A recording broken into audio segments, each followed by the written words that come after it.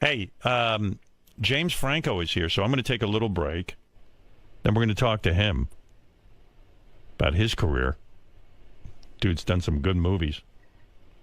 Milk. He's had a really incredible career, and he doesn't live necessarily in Hollywood. You know, that's an Where's he interesting live? thing, too. I think he lives here in New York. He does? Yeah. I didn't know that. He's going to Yale. Imagine James Well, now Franco's he's in your up in class. Connecticut. Yeah. I remember the guy from Weezer was going to Yale, too. I said, that's got to be weird when you go to class and Weezer's there. Right. Remember well, him? Do you think he's doing that just so he can date co-eds? Who? James? He can date whoever the fuck he wants. He didn't need to go to college. And he taught a class at NYU. He's a bright guy. Right, yeah. Well, who knows what the class was? It could have been photography or Right. something like that. Oh, like that's easy. No, just saying it's not physics. Well, maybe he was teaching physics. Then I'd be impressed. Right. All right. Anyway, we're going to talk to James Franco next, right after these words. How you doing, James? Welcome to the show. Thanks. Good morning. I'm sure you heard Howard talking you up a little bit with Robin. Yeah. Just wanted to gauge your feelings. How are you doing going into this interview? I'm fine.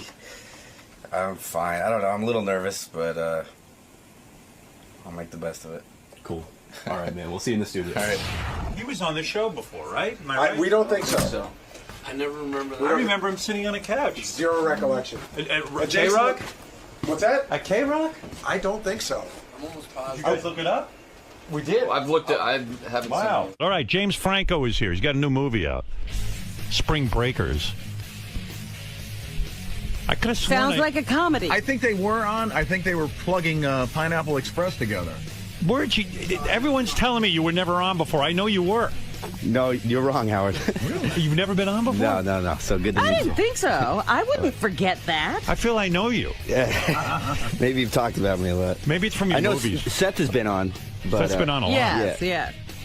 How you doing, man? Good. You live in New York?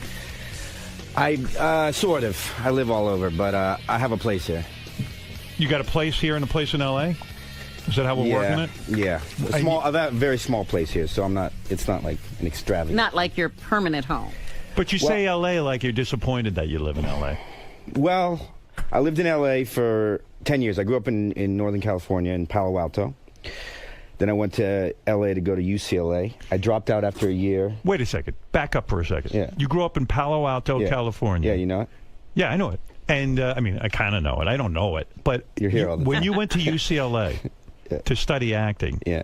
your parents basically threw you out of the house and disowned you kind of thing? Or wouldn't pay for it? Right. Well, no, the story is in high school, I was interested in art, acting, and literature. My father was in business. He had gone to Stanford and Harvard for business and mathematics. So he had dreams that I would become a mathematician. Oy. When I didn't do that, the compromise was that I'd study English at UCLA. Right. As soon as I got to LA, I saw that half the city was in the movie business, and I thought, now's the time to try. And I wasn't in the theater program at UCLA, so at the time, I thought I could only do one. I couldn't do school and acting. So I dropped out of school and I went to acting school. So let me understand something. The old man's like a genius type, right? He's pretty smart. He was smart, yeah. Yeah. Is he dead now? Yeah. Okay. And when they gave you all these edicts, were you good in math in high school? I was good. Well, I mean, because he pushed me. So Right. that's what he taught me and my brothers. So I tested very, very well in the SAT and math. And What'd you get on your SAT? You could brag. I've never talked about it, but I want to know. I did. Did you get an 800? On the math, no, close. 7 what? 7 something good. No kidding. Yeah. Hey, you're a brilliant guy. Well, But you understand the old man was kind of like looking out for you. He was like, hey, don't become an actor. Did you act in high school? Were you in the school play and all that? At the end. Isn't it weird how you never even take an interest in that thing, but you might have it in your head that one day you'll be an actor? I was always interested, but Right. I was Shy? I was shy, and it's if you don't kind of do it regularly, breaking that ice and just doing it for the first time can be very hard. Scary. Yeah, so I love film. I'd go to plays in San Francisco, to see plays in San Francisco all the time, but actually getting up and trying to do it was a very scary thing. What was the play in high school that you first went into? So that story is I needed an excuse to kind of, just push me into it. So I had a girlfriend that was in the drama department. She was asked to do a one-act play that one of her fellow students had written that happened to be like a romantic play, and they were going to kiss on stage. And I was pissed that, this guy wrote this play and then asked her to be in it. It seemed like a real play, for my girlfriend. And so I begged her not to do it, and she smartly didn't listen to me. I mean, I was being, You were being a dick. I was being a little immature, yeah. Right. So, as revenge, in my mind, I thought, okay, you're going to go do that, then I'll show you, and I'll act to get, as revenge. Well, I'll show you. Yeah. But actually, it worked out really well. I got the leads in the last two plays of the year, so it was... Were you a popular guy in high school? Like, because you're a good-looking dude, so I figured that always works in your favor. I guess you could say I was popular, although Athlete? I tried. Yeah. I played football my freshman year and then dropped from the team. Right. And I played soccer, but not really competitive. But you were getting laid in high school, and you had girlfriends and all that stuff. I had a girl. I had this girlfriend. Her name was Jasmine for 2 years. Where's she now? Do you friend her on Facebook or anything? I don't do Facebook, but why not? It's not cool. Got to find Jasmine. Yeah, don't you want to hook up with that Jasmine? Like, just to I know. eat her I'm heart in out? touch with Jasmine. Are you? Yeah. So is she like, oh, I want you back, please? You're this huge movie star now. I want you so badly. She wants you. No, it's more like she became really friendly with my mom, who still lives in Palo Alto. So she's now like a family friend. So when your old man, what did your old man exactly say to you when you got into UCLA? Okay, you can study English.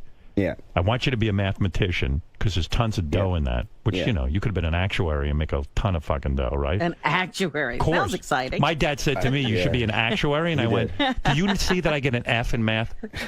I didn't even know what 4 times 7 was.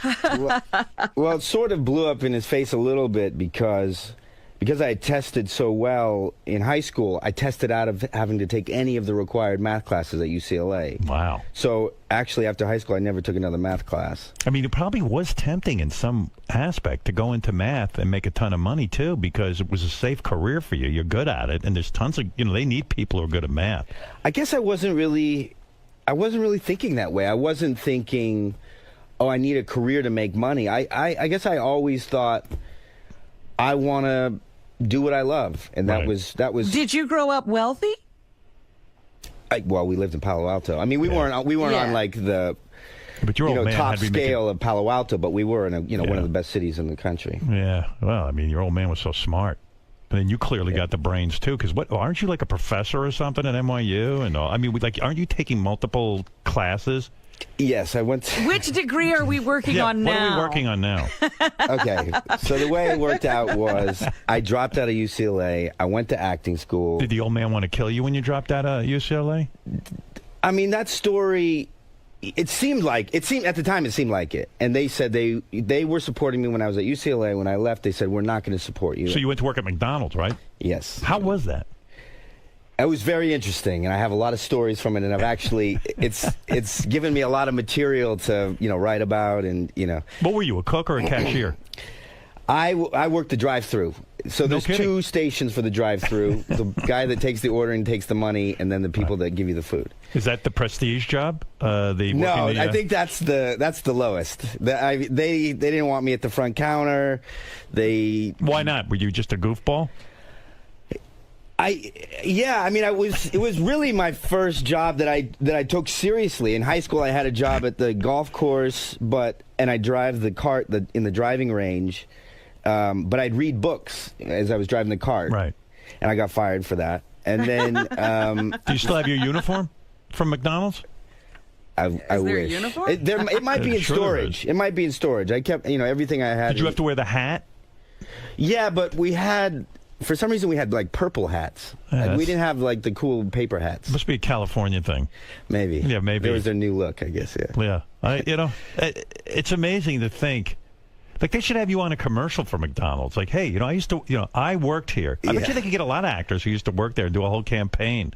Be pretty cool. That this is the jumping off think Eddie point for Murphy- becoming a Eddie Murphy huge worked there. star. Eddie Murphy worked at McDonald's, too? Yeah, I'm pretty sure. I didn't know that. Yeah, I no think kidding. when I worked there at the time, I was like, oh, Eddie did it. Yeah. That's cool. Yeah. This is where all the celebrities work. Yeah. Oh, yeah. You know who else worked there? Kim Jong-un, the president of North Korea, or whatever he is, dictator for life. So you're at UCLA, you leave there, and now you're working at a McDonald's. Do you ever say to yourself, you know what? I'm a fucking idiot. Like, what am I doing? I was at UCLA, now I'm at McDonald's.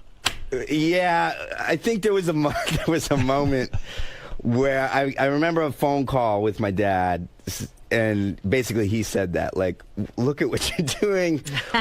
You're at McDonald's. Did you guys have a falling out to the point where he wouldn't talk to you for a while, or you wouldn't talk to him? Like, was there a whole big drama there? No, it was never that, and possibly because I actually didn't have to work at McDonald's for that long. I think I only worked there about 2 or 3 months. Then you got a job? And then I got a job Look at on you. a Soap opera? no. My very first paying acting job was Freaks and Geeks. no, way before that was a Pizza Hut commercial, but it was a Super Bowl commercial. Nice. So it paid pretty well. They had some CG version of Elvis, like singing about the deep dish pizza, and I got paid, and really I never had to get another job again. I could support myself on acting from that Wow. point on. Isn't that awesome? I mean, So commercials your pay parents well. Yeah. got to see your success. Did your dad take back what, Everything with him is fast food. Like, his first job was McDonald's, and then he got a pizza I commercial. noticed that, If it yeah. wasn't for But fast did food, your- you'd be a failure. Early days. Did yeah. your dad say that, he was wrong and you were right? Son, you were right. I was wrong. Actually, yeah. I mean, as time went on, and they saw that I could support myself. Yeah, that's all anyone asked for. Yeah, a lot of that pressure was relieved because the I guess they look at the percentages of actors, young kids Right. that go to L.A. and that make it, and they were very scared. and- Sure. Being a mathematician, he would know about that Exactly. stuff. But meanwhile, he did all the I would have said, hey, Dad, I'm never going to count again. I'm never going to use my math skills. That's it. There's something I'm no. giving What'd you up get what'd you get on numbers. the algebra regents? I got 100. Well, I don't even know what that is. What is that? Oh, you don't have regents in They don't California. have regents necessarily. Oh, New York, they have regions. They give you these tests, and I don't even understand it. But they gave us a test, and I got 100. And don't ask me how to this You did day. what- you I got a 100. I aced it. Nice, Algebra. nice. Look at me. That stuff is like gone from my mind. I mean, I totally respect it, and I wish, like, I did have to take a couple. I went back to UCLA, and I had to take a bunch of general education classes. So I had to take. When do you go back? When you're already working? After about 7 or 8 years of working. As a Where were you at professional. career-wise yet? Like, what have you done? Freaks and Geeks? So here's and- what happened. Yeah, I did the commercial. I did a couple guest spots on Pacific Blue, which is like Baywatch on bicycles. Yeah, who was in there? I don't know who was in that. Were you It depressed? might have had Mario Lopez from Saved by the Bell. He might have been on that. I think Big he star, might. yeah. And then I did. Is this he a thing. nice guy or is he a douche? Mario's nice. Nice actually, guy, he yeah. does interviews. I think for E! Now. Or Yeah, something. right. Yeah, one He's- of those shows. He's cool. He's a boxer too. I knew him from this boxing gym that I trained at. You box? I did a horrible boxing movie about What movie? 8 years ago. Did I see that? Probably not. You know what fucking movie I love that you did? What? The one where you're stoned in.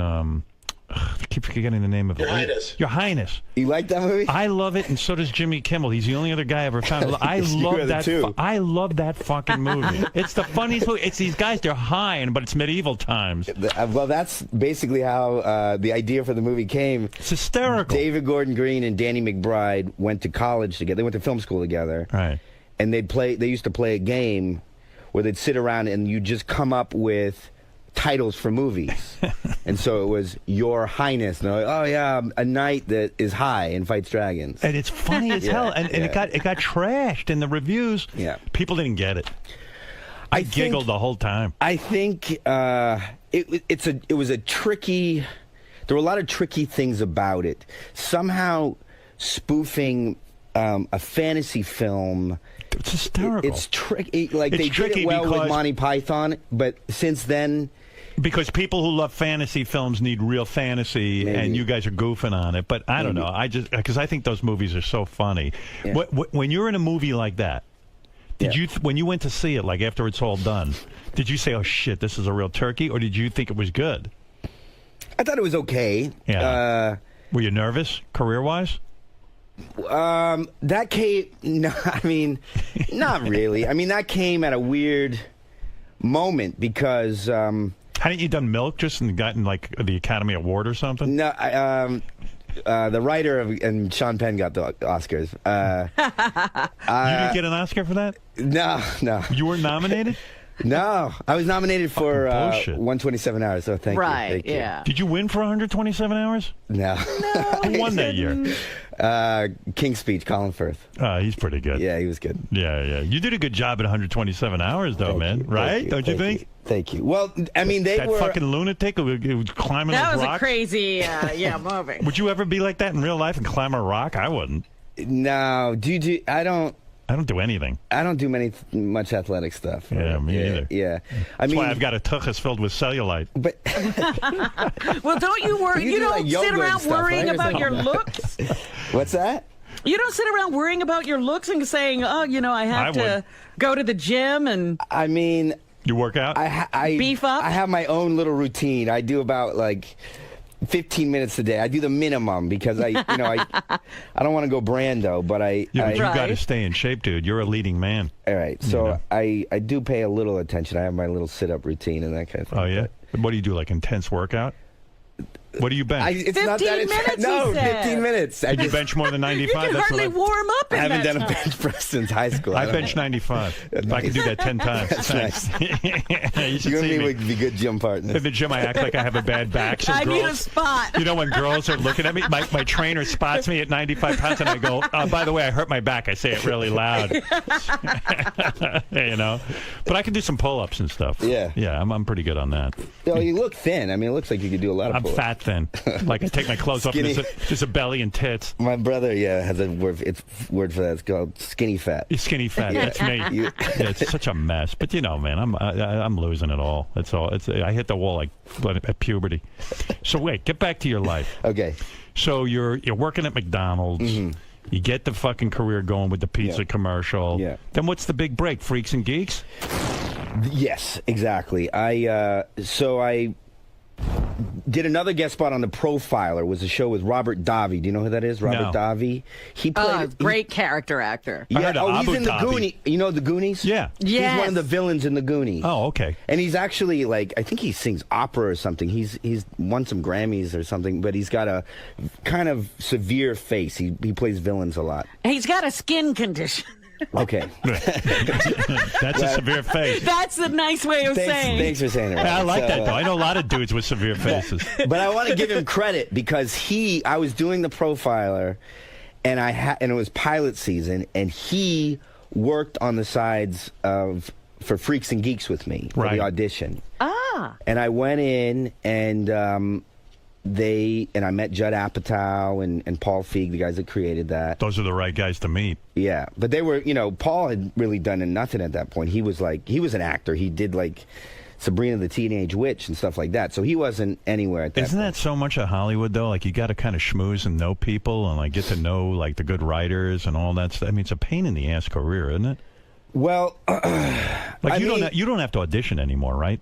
no, not really. But with Paul, I mean, I think if you know Judd, Judd is a guy that really gives people, shots. So Right. if you know Judd, you don't have to go through all the, hassle of kind of schmoozing in Hollywood. So Freaks and Geeks is the big break, right? Yeah, it was the first good thing I did. But I didn't understand what a great opportunity it was at the time. I kind of thought, oh, all right, not every show, but maybe this will happen all the time. And in hindsight, it was like great actors. It was Right. Seth Rogen's first acting job. You had great writers like Mike White, who's gone on to do like this HBO show. So you're good friends with Seth still. Yeah, yeah. You guys did Pineapple Express together and all that. Well, we have another movie coming out this year. Oh, no kidding. Yeah. So we reteamed years later for Pineapple Express, and Did that made a ton of dough, right? yeah, it did really well. How much money That's did a that make? great movie. Oh my I don't god! even know how much it did. I mean, it was cool because it was a success, but when it came out, it was already like a cult classic. Yeah. Right. Immediately. Are you? Do you worry about your career? Like, do you check the box office when a movie comes out? I mean, be honest about it, because it seems like to me like you don't give a shit about all that, but maybe you do. Yes and no. When I was early on in my career, there was a point where, when I went back to school, I had done a few movies that I wish I hadn't done, and This is when you're at UCLA and you go back to school, this is right before. right? And I did these movies because there's a point in your career, and maybe you can empathize, where you don't, early on, you just kind of take what you can get. You just Right. want work. And that's fun Yeah. because you don't worry. Yeah. You're an exactly. actor. You want to act, Exactly. right? And then, if you're fortunate, you start to get some success, and then you get choices. Right. And when that moment came, I was scared. I didn't know that, as an artist, I should do the things that I believe in. I should do the kinds of movies that I like, that I Right. respect. I was still in this mentality of like, oh, you need to build a career. And so I'd listen to advice that was that was pointing in the direction of career building. And so Agents were like telling you stuff to do. yeah, and I So can't. what I movies can't, did you choose? well, the ones Yeah, I that, want to know what he did that he the didn't ones I like. didn't really like, and although I worked very hard on them, Right. were like Tristan and Isolde, this like romantic medieval thing. You in the medieval. Yeah, You need exactly. to be in Your it was Highness. it was the early version of Your Highness, Right.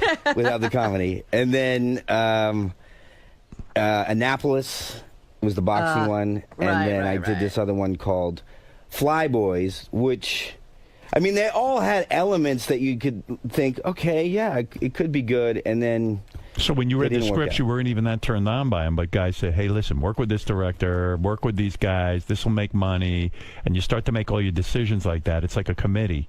yeah, sort of. So now you read the scripts and you say, hey, this is what I want to do. Exactly. Yeah, and it's working out. Or these are the people that I want to work with. And Sean, so here's the thing.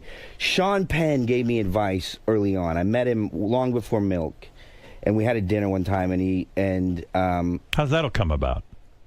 I'd like to go to dinner with him. Yeah, it was great. It was, Yeah, as a young right. actor, it was a dream. How do you get that dinner? He saw the movie I did about James Dean, and he Right. really liked it. And Didn't you start smoking for that movie? Like, didn't you smoke 2 packs a day? that's true. That's true. was That's a good a move. Trivial Pursuit question. Yeah. No, it really is in Trivial Pursuit. Which actor started smoking and didn't talk to his family for 3 months for a role?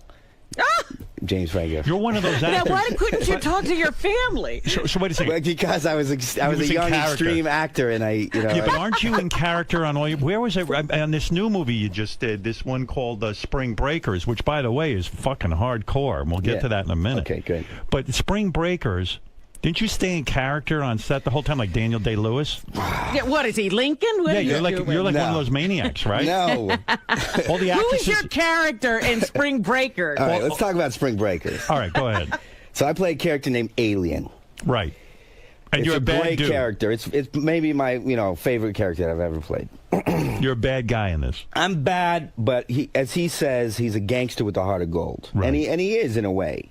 He's complicated. He's not just a bad drug dealer. Don't you like rape Selena Gomez No, in this movie? I don't rape. You don't? No. Don't you bang 2 of these broads at the same time? I do that. Yes. I'm looking forward to this. Yeah, movie. yeah, you'll like it. Selena Gomez, and who's the other chick? So the actresses were Selena Gomez, Vanessa Hudgens from High School Musical. Yeah. Now we're And- talking. and- So you're getting Disney girls. Yeah, and then Ashley Benson from this show called Pretty Little And you Liars. bang all of them in the movie, right? I have a threesome with Ashley Benson's character and Vanessa's character. Look, it's you. Yeah. Did you get hard But during it? how do you stay in No. character? What? How do we know It's hard. you're in I mean, have character? you done a love scene? Yeah, I get boned up You the got whole boned. time. You got boner- a I got boner. boner in just being in a bathtub with the chick. It wasn't even a love scene. They had to stop the shoot so I could But stand up and rest now it. tell me this: on that shoot, Yeah. who was the crew? Were they all friends? Were they all people that you knew? I didn't know any of them. He didn't Walking around with care. I was like, I can't control that thing. I'm boned guess up you're now just hearing like- about you and Vanessa Hudgens. You've got you're just comfortable, I guess. No, you know what it is? It's like I'm in character, man. I'm Well, doing No, you're he's playing like yourself. yeah, and I would have had a boner. So you better get a boner. You He's need to like tell a me 13-year-old. when you do a love scene with these two girls in bed, and it's a threesome. No, it's in a pool. In the a threesome's pool. in a pool. Yeah. You don't get hard at all because you're into it. You know, you're losing yourself in the moment. You do lose yourself in when they say action. Right. You go for it. You kiss. You're not really having sex, but you just you kiss as you would. I mean Yeah. that's one of the things. That's why they call it action. Yeah, exactly. Right. I'd finish in that pool. They get some action. No, but, let me understand something. So you didn't get boned up in the pool scene? No. Wow. I mean, I'm sure everybody I'm sure you asked that to everybody, To every everyone, actor yes. that comes on Yeah, because Yes. I'm honest. my guess is most of them say no because they don't want to look like they're heathens. no, because it's a different thing unless you're doing a porn and it's like you need to perform in that way. It's a different kind of mindset, I think. Didn't you do a porn when you were a young man? You did a sex tape? Seriously. Oh. You did, right? No, I wasn't professional in any way. It was with my girlfriend. With the same one from high school? No. Oh, no, we never made one. That We one didn't get published. No, because that was before. That was Before before. the video camera. It wasn't anything bad. It was an innocent thing we made for ourselves. It Right. wasn't like, Screech, where we made it for public consumption or something. Right. You didn't do that? Do you ever go back and watch your bad movies? Every once, not because, if it comes up or something, Right. Actually, I don't. I haven't seen a lot of those movies in a long time. Yeah, I would think it would be ones. painful if you don't like them. But what Will you is it ever go like when back- you're walking through a room and one of your movies pops up? That's walk gotta out of the be room. kind of cool. Or do you sit there and watch it for a while, or do you leave, or you change the channel? I'd watch it. don't. I mean, if there's a reason to watch it, like sometimes I'll have a project, and I get criticized for this sometimes because it seems like I'm so interested in myself or something, but I actually like, this is a whole thing we can get into a conversation about, but sometimes I'll use previous work I've done for a different kind of project. So if I have a project like that where I'm re-performing a role that I did for an art project, I'll watch it. But I generally don't watch it. Like, Spider-Man or something will come up a lot. And it's not like, it's like I sit down, I got to watch this again, Yeah, but so speaking of Spider-Man, I know I'm all over the place with this interview, but I'm curious about That's you. right. Spider-Man, you wanted to be Spider-Man, and You guys, I remember this. Yeah. Now, we're talking like 10, maybe more years ago. yeah, I remember this. This is my one interaction with you guys. I was asked to do Spider-Man by Sam Raimi. I auditioned for the role of Peter Parker, Spider-Man. right. It was a big moment. I had, I don't think James Dean was even out. Right. I did this movie called City by the Sea with Robert De Niro. That wasn't out. And so the next thing I was asked to do was Spider-Man. And I remember I did this screen test for him. It was a extravagant screen test. Were you pissed you had to do a screen test? No, at that time, not at all. It was Right. a big honor, and they probably spent like $20,000 on these screen tests. It was more than probably like James Dean, whole film cost. Did they put you in the costume and the whole thing? Yeah, put me in ward. I mean, not the Spider-Man costume, the Peter Parker costume. Right. And I did really well, I think, and they kept me waiting 6 weeks before they gave me an answer. Right. And I was dying. I mean, I was so eager to get this role. My manager at the time actually fired me because I'd call him every day asking about it. And he gave me to his partner, and now I've been with his partner ever since. Can't he understand that you're a young actor, anxious for the role of a lifetime? I mean, Look, the guy's got lots of clients. He's busy. I'm sure he could understand, the first 3 weeks, but then every day the next 3 weeks. And were you thinking paycheck on that one? Because like if you got the Peter Parker role and you're in every one of the franchise movies, I mean, you're talking about you're set for life, right? I honestly. And I want to tell you guys what you guys said. Yeah, because I want to get back to that. It was you and Robin. So, so finally, what did we do? Finally, there was I had heard, because I was checking up every day, that they were interested in Tobey, but he didn't want to audition. And then there was one morning where I was shooting on the Sony lot. I think I was still doing James Dean at that point, and I drove onto the lot. And my car drove past this other car, and it was Tobey was getting out, and we kind of locked eyes as my car drove by. And wow. I kind of knew, my heart sunk, because I knew in that moment, like, oh, I bet he gets this role now, and he did soon after. So they told me, all right, you didn't get it. I was very upset, and then. Like when you talk upset, I mean like depression, because you bugged your agent every day for 6 weeks. I mean, because your heart was on the line. You would have been good for that role.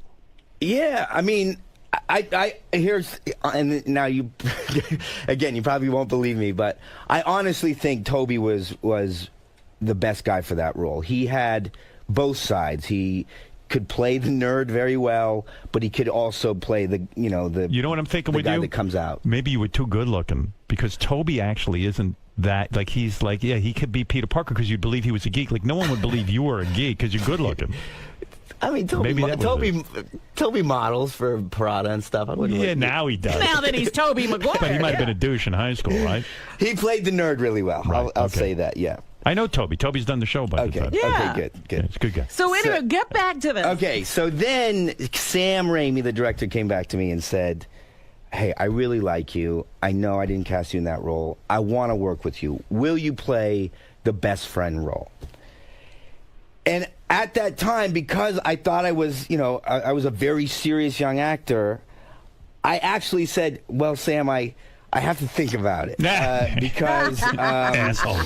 Yeah, right. Because I had, in hindsight, I did the right thing. I said yes, but at the time I had an offer on these cool little indie films, and I thought, well, do I do the cool indie film or do Spider-Man? And also at the time, there weren't a lot of these successful superhero movies out. No. The only one that was really cool was Tim Burton's Batman films. Right. And so it was like, do I want to be the best friend in this movie that might, be silly? I don't know. So I had to think about it, and somehow that got out that I said, thought about it. And so you guys said, James Franco had to think about doing Spider-Man. Yeah, right. So that's what you guys said. So well, hey, man, jump it. Well, we were right, weren't we?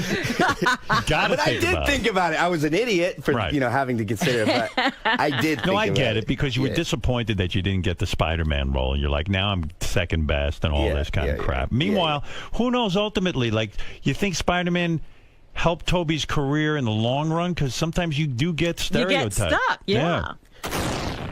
It's I'm sure it was a tough thing, because he was so identified with those films. He certainly got opportunities, and the way the movie business works, it's called the movie business for a reason. So being, a big star after that movie certainly helped, and he did get, some good jobs. He did that one with the horse, Seabiscuit, yeah. I remember I wanted that one too, but and he got that. Do you like him? Are you friends with him? Yeah. He's a tough guy to work with, though, right? Isn't he like all moody and shit? He's not. Is he? He's not moody. I worked with him 3 times, so I know him, as well as anybody, as far as his acting behavior. He's not moody. He's just extremely meticulous. He wants to talk about every single thing, which is, if you have the time, it's great. Right. If you don't, though, it could be a real pain in the ass. Were right? you busy? Was he bothering you? No, no. You say that. He wants to talk about it with the director, and that's what Sam likes too. Sam Raimi loves to talk about every single thing. So there, it was a match made in heaven. And So when you say talk about everything, you're talking about like, hey man, like why is Spider-Man eating yogurt? Like Why is maybe he Peter should be- Parker? It's a little more. No, it's or more in it's depth like, than that. It's like, hey Sam, I want to eat yogurt in this scene, but why would Spider-Man be eating yogurt? And if he's eating yogurt, what's the backstory on the yogurt? No, Like, does it get that deep? that's Yogurt even has a backstory. That's the horrible, But I did the Larry Sanders jokey show version one of it, time, yeah. and Gary, I guess, was taking acting lessons, so he wanted to eat yogurt in the scene, and I just Right. remember it was like he was discussing with the director whether he should eat yogurt and Oh, what would really? be his. Why would And I he be was eating serious. yogurt? Oh yeah, he It was. wasn't real like a fucking bit. serious. No. He was, This wasn't for the show. Yeah. And I go, guys, I'm going on the Tonight Show in about 15 minutes, and I got to get the fuck out of here. Just eat the goddamn yogurt, and don't even think about why you're eating Yeah, it. It's exactly. fine. Exactly. Well, I telling also you. want to get back to how he stays in character when he's this is a All modern right, so day. here's what I heard. I Yeah. heard. On the new movie Spring Breakers, which Yeah, is coming yeah, out yeah. in theaters right No, now. let me finish with Toby though. His notes are always smart. The discussions are always Wait, smart. second guessing what you just said? No, not at all. I just don't want it to sound like I'm saying, oh yeah, Toby was asking about eating yogurt. No. What's he doing now, Toby? He's got a new movie he's coming out in Great Gatsby. Gatsby, yeah. Yeah. Is he in touch with you a lot? Like, do you guys talk, or is it like once you do a movie, that's it, you move on? We're in touch actually. Actually, he's I think he's a producer on a movie I'm going to do called Good People. He produces a lot of films. Right. Yeah. So you're friends with the guy? Yeah. Oh, okay. I go to the house. I used to go to the house. What happened? Okay, so Now he's what married. happened? We're just busy. He's got 2 kids. What's your story? Who are you seeing? Nobody right now. Yeah, you're dating somebody. No, I'll tell you the name. Oh, my You want to know the name of who you're dating? Don't lie to me. I'll look it up. I got a fucking pile of notes here. Who are you seeing? If you look at your internet sources, then you're going to have like 5 names. Yeah, I mean, you're a busy boy. You think you'll ever get married? You think you ever will? First of all, My parents had a great marriage, and they stayed together their whole lives. It's not your thing, though. You got too many No. options. No, he's looking for greatness. I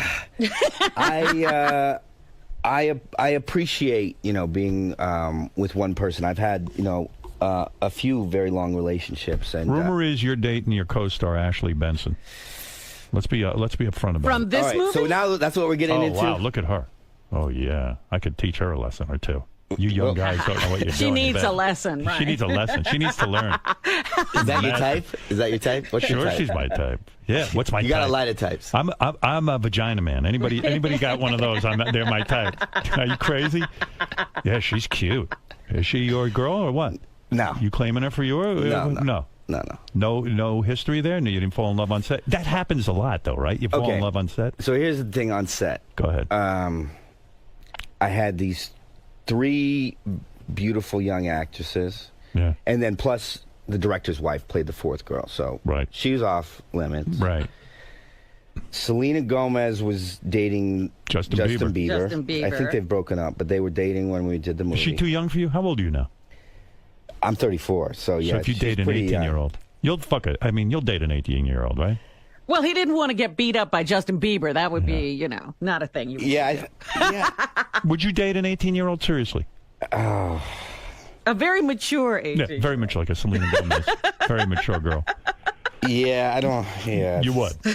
You have. Come on. Once I hit 30, that's What's your 18 cutoff at is- 30? I mean, 20s are still fine. Yeah, that's okay. Yeah, Right? that's cool. Yeah. I say, hey, why not? They're adults. They've been through, hopefully been through college. and- Sure. Yeah. Yeah. Why not? Yeah. I thought it was odd this week. I heard people making a big noise that Bradley Cooper was dating a 20-year-old. I was like, what? Oh, I thought he Bradley's had not that old. I thought he had Bradley- that Bradley was- Zoe Zaldana. No, he broke up with her. Oh, really? He was in here. He was seeing Zoe. I but- heard your interview with him, actually. It was really good. Yeah, he's a good dude. I'm following his model. Yeah. You guys had a... we had a good time. It was funny, but he Right. didn't destroy himself. right. He kept You're going on that pattern. Okay. a good pattern to go on. That's what I'm trying to... You're walking a very funny line. Wait, you know what I got to ask It you? was funny, but it wasn't the Brett Ratner. No. Okay. I'm trying to We know do where that we too. don't want to go. Yeah. Hey, answer this question. Yeah. Okay. The whole Anne Hathaway Oscars thing. Okay. All right, let me revisit it Now, for a if we second. can revisit, I'm happy to revisit this. Go ahead. But you're going to have to take the lead. Good. And if you want to talk about it, you're going to have to give your Okay. opinions. Okay, I'll give you my opinion. Okay. My opinion on that whole thing when you hosted the Yeah. Academy Awards with Anne Hathaway was this. And it sort of gets... I think Anne Hathaway is a fabulous actress. I truly do. Yeah, she gave 2 great performances last year. Absolutely, Yeah. right? But I think, like, everyone sort of hates Anne Hathaway. And I've explained that I do, too, and I don't even know why sometimes. Okay. But the reason I don't like her, Okay. and you tell me if you think this is what's happening, she's sort of like She the... does not want me talking about this, but okay. All right. Who cares what she wants? It's what we want. Okay. She's not here right now. Yeah, right. Okay. Tell her to come in if she Tell wants her to come in. Right. Are you still friendly with her, by the way? We haven't talked in a while, no. Okay. My thought on that is that she's just so affected actressy that even when she wins an award, she's out of breath, and then she has the standard joke that sounds like it's written, and it all seems so scripted and acted. Yeah. It's just, she comes off like the goody two-shoe actress, and it's just like fun to sort of hate her. And I hate's a strong word, but dislike her, even though she is a great actress. Yeah. Is that accurate? I'm not an expert on, I guess they're called hatha-haters. Right. I never heard that. Yeah. Hatha-haters. But I think maybe that's what triggers it. How'd you get into being the host of the Oscars anyway? It doesn't even seem like something you With want to all do. your deliberation, why would you take that gig? Seemed like fun, maybe. I don't know. I'll tell It you seems the like history. a no-win. I'll tell you the history of how it happened, and then if you guys want to talk about the show itself, because I'm going to have to read about a bunch of quotes of like, oh, James is still talking about the Oscars. No, and I'm you guys bringing are it the ones that I'm going on record. initiated. I'm bringing it up. You're initiating. I'm bringing it up. Okay. It's a huge risk. It's a big risk. So the Oscars that year were produced by a man named Bruce Cohen, who actually just produced Silver Linings Playbook. Right. And he had produced Milk, and he had produced American Beauty. So he was, he's a good producer. And because I had done Milk with him, and I guess because I'm not quite sure why he asked me, but I think it was because we had done Milk, because he knew me, and then I had done a small bit on the Oscars the previous year with Seth Rogen, where we played our Pineapple Express characters and sort of made fun of the nominees that year, and it was a big hit. Right. So you got known as the funny guy who possibly could be the host of the Oscars. I guess that's why he asked me. But he asked me. I told him, I knew he was producing, and I said, hey, I had a great time doing that little bit with Seth last time. I'd be happy to do something for your show. Right. And we talked like that way for months. And then he came to me and he said, you know what? I've got a great idea. Why don't you host? And it was like, whoa, that's a big deal. Crazy. Yeah, right. I never even thought that would, I would be ever asked to do that. Not only that, at that time, I think 127 Hours was already out and was getting a lot of attention, and I was, they were doing an Oscar push for that. Yeah, so you probably figured, hey, I'm probably going to be nominated, and why not be the host too? It'll be like my slam dunk year. In a way, but I also, and people can believe me or not, I was getting a lot of attention, but so was Colin Firth.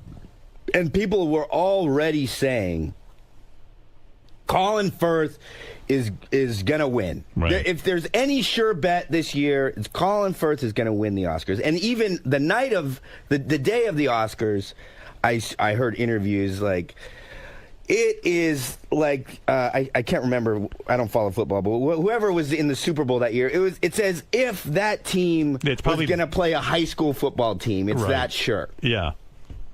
And so that was the attitude. And did you want the Oscar really badly? I get it. I mean, why not? Well, here's my feeling about it. Sure, it's great to be recognized, and it's great to be recognized by your peers. But the situation that you get into when you're in an Oscar hopeful it's like running for office, but you can't. There's no ticket to run on. You've already done the work. Right. The movie's out. It's not as if you can go out and say, I stand for this, stand for this, stand for this. Yeah, all you can do is go out, be nice, kiss ass. And who do you kiss ass to? The Academy, but who's that?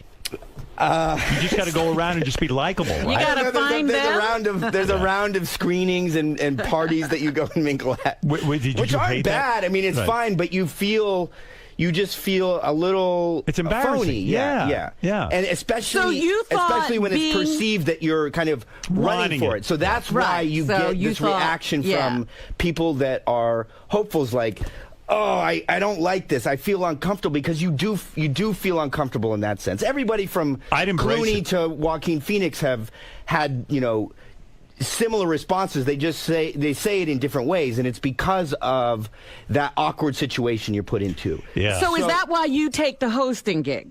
Exactly. Because that way. So Right, this is what I smart. thought. I thought, what? I'll be friendly to the Academy and No. No. Not You to can get just- votes, because I was told, believe me, everybody on my team said, look, only one host that has ever been nominated, only 8 hosts have ever been nominated, and only one of those 8 have ever won while they hosted. I think it was David Niven, I think. Right.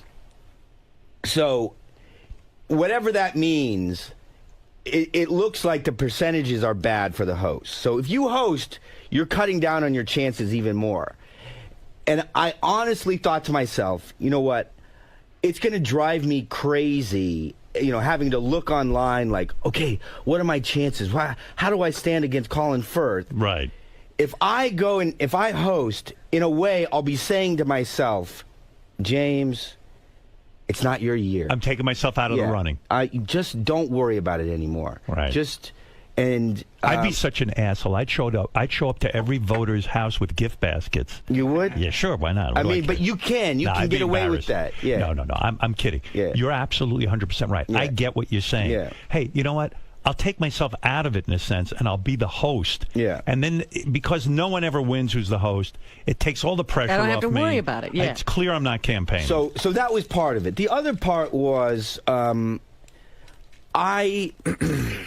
adventurous. You are. I had a moment when I went back to school. That was a moment in my career where I thought, okay, I had been doing these movies for career reasons that actually didn't help my career at all in the end. Hurt your career. Yeah. So now, A, I do projects that I believe in, and B, I'm going to do projects that are outside of the box. If people say, oh, don't do that because it's not what actors do or it's not what you're supposed to do, that will never be a reason for me not to do something. So when I wrote a book, but I took it seriously. When you go back to school, yeah, and you've already been in a bunch of movies and TV shows and everything, but you don't live in the dorm, right? I mean, you just no. So when you show up in class, I mean, I had a house at that point. Yeah, right. I mean, That would be extreme, Howard. Yeah. Well, hey, the guy from Weezer moved into the dorm at Harvard. I lived at the dorm. I went for my first year when I was 18. I lived in the dorms then. But so you I weren't had that famous yet. experience. No. But I'm saying, so once you become famous and you start showing up in classes, yeah, it's got to be a weird scene because everyone's like, "Hey, James Franco's in our class." It was weird. It was weird for several reasons when I went back to get my bachelor's, because now I was not only an actor in the Spider-Man films, I was much older than everybody in my class. Right. So I had to really want to do it. And so in that case, what was your major then? And why did you want to do it? Pineapple Express wasn't out yet. So I was known, but it wasn't as if there were a ton of people in my classes that were like rabid fans or anything. Did you have sex with any of the just girls in your class and stuff? Did you grant them sex even though they were in Hollywood actresses and stuff? Did you try dating? Was it like take girls? A number? Yeah. I mean, did you try to have a normal life? No. When I went back as an undergrad. So you asked why I wanted to do it. We're all over the place. I know, 50 questions. You didn't pledge a fraternity, because did you? I went back for English because you wanted your degree. Oh, because literature was still a big interest of mine, and I had been all that time, the 7 or 8 years, I had been reading on my own. I had been basically studying enough for a degree. So you might as well get a degree. And part of it was that I felt I was compensating for having dropped out. I think there was a side of me that felt like, the Scarecrow in the first Wizard of Oz, where it was like, oh, I wish I had the brain. I wish I had the brain. And so I was doing all this stuff to compensate for that. Yeah, but you love learning, which is so beautiful. I mean, I wish I could go back to college. I wish I had the time. I fantasize about that all the time. Like, I'd like to take courses in photography or stuff like that. Why don't you? Oh, because You I'm just work in the mornings. Why don't you go at night? I take lessons with a guy, but You I would do? I would like to really. You would like to be in master it. class with other students? Yeah, I would. I would think that'd be interesting. The reason, so everybody learns differently, and there's a lot of people in our business that don't, learn, don't do their best in that kind of academic environment. I found when I went back, I did. I like. You got your degree? I got that degree, and I got a bunch of other degrees. Now, where did you go after Right. UCLA? Let me get through this. You Okay. went to UCLA. You got a degree in literature. As far as dating the undergrads, I was dating somebody at the time when I got my bachelor's degree, so I didn't. An grant- actress? Yeah, her name's Anna O'Reilly. She's been doing. We're still very friendly. She's been doing pretty well. She was in The Help. And How long? Oh, yeah. How long yeah. you last with these girls? Like 2 years? I was with Anna for like 4 or 5 years. Yeah. Oh, no kidding. Yeah. How come no marriage? How come you can Because skate through? the party can't end. No, but I I was mean, a girl considering- stays with you for I was 4 considering- years. She I was wants considering marriage. marrying Yeah. I would marry her. Then why did you? She it happen? actually also coincidentally grew up in Palo Alto. So why didn't you marry her? Because I'll tell you how I saw what happened. I graduated. I got my bachelor's from UCLA in literature and art, and I loved it. I found my new love, and it was great. Like you said, it was. I figured out. Oh, I got my bachelor's, and then graduate school. If you get accepted, you get to focus solely on what you love. Fantastic. Perfect. Right. And with writing. Where'd you go to graduate school? Okay, I went to a lot of places. I went to Columbia for fiction. Did you end up teaching a class at Columbia? I haven't taught at Columbia.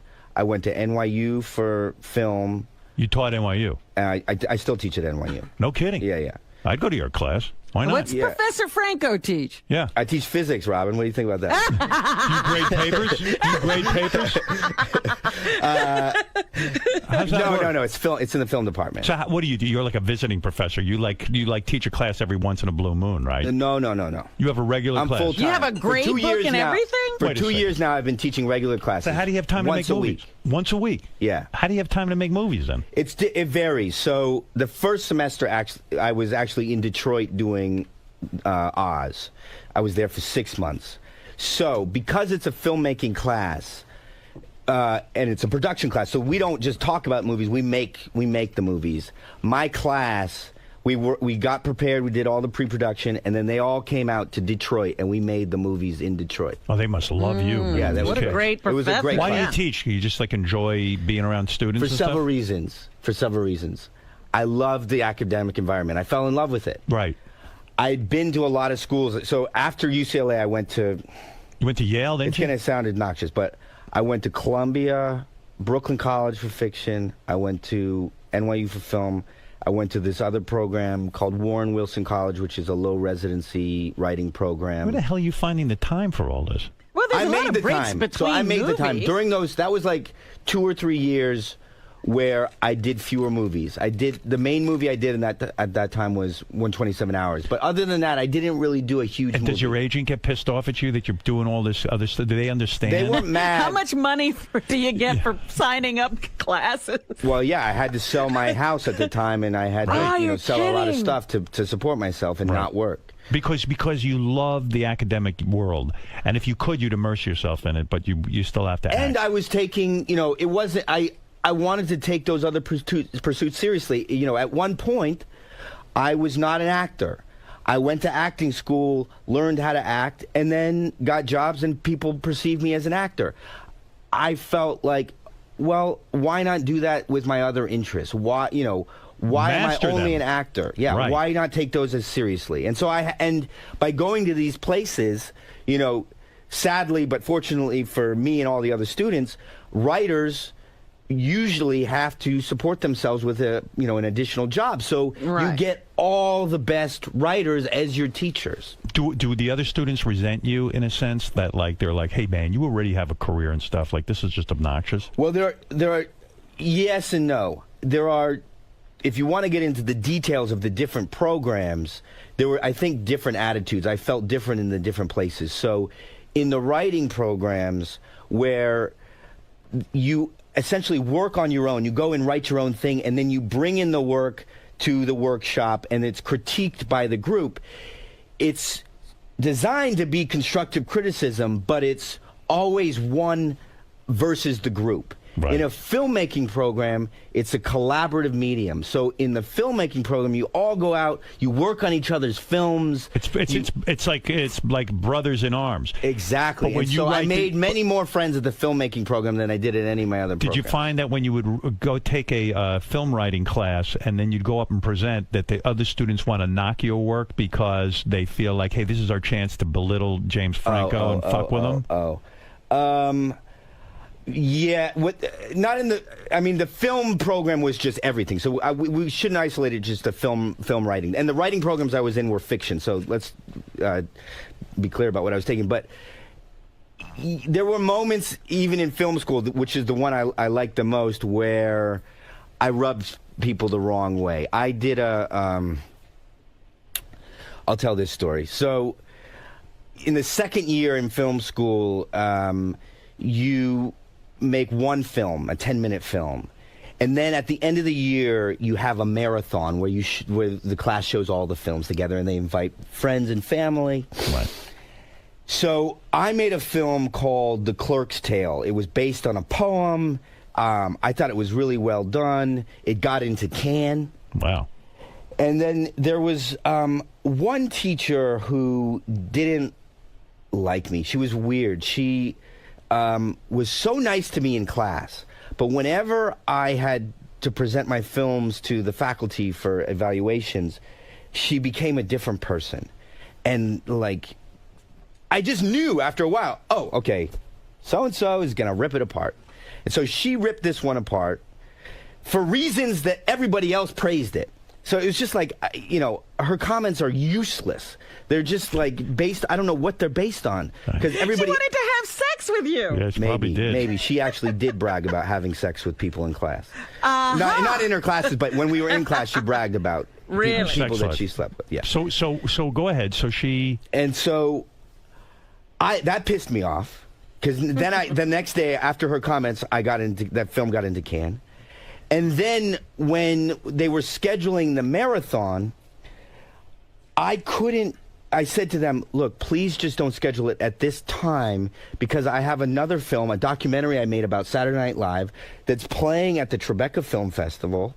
I'm very excited that it got into the festival and I have to go to that. So please just don't schedule my film during the marathon at that time. And she did. And it wasn't, now that wasn't her, but one of the other people on the faculty did. Now, whether he did it, you know, maliciously or not, I don't know. But again, it pissed me off. So now I can't go to the marathon and see my film and share it with people. So I said to myself, all right, I'm not going to show him my film. I'm going to just show my film at Cannes, and I will show a different film at the marathon. And I didn't warn them. It was a film that, you know, it wasn't a film just to screw off. It was a film I had made for a class outside of my department, in the critical studies department. It was a class called Film and the Body. And it was all different kinds of depictions of the body in film. And so in my film, I had people wearing scary wolf masks, talking about, you know, very, very dirty things. And then I had filmed a person actually, am I allowed to swear on here? Sure. A person taking a shit.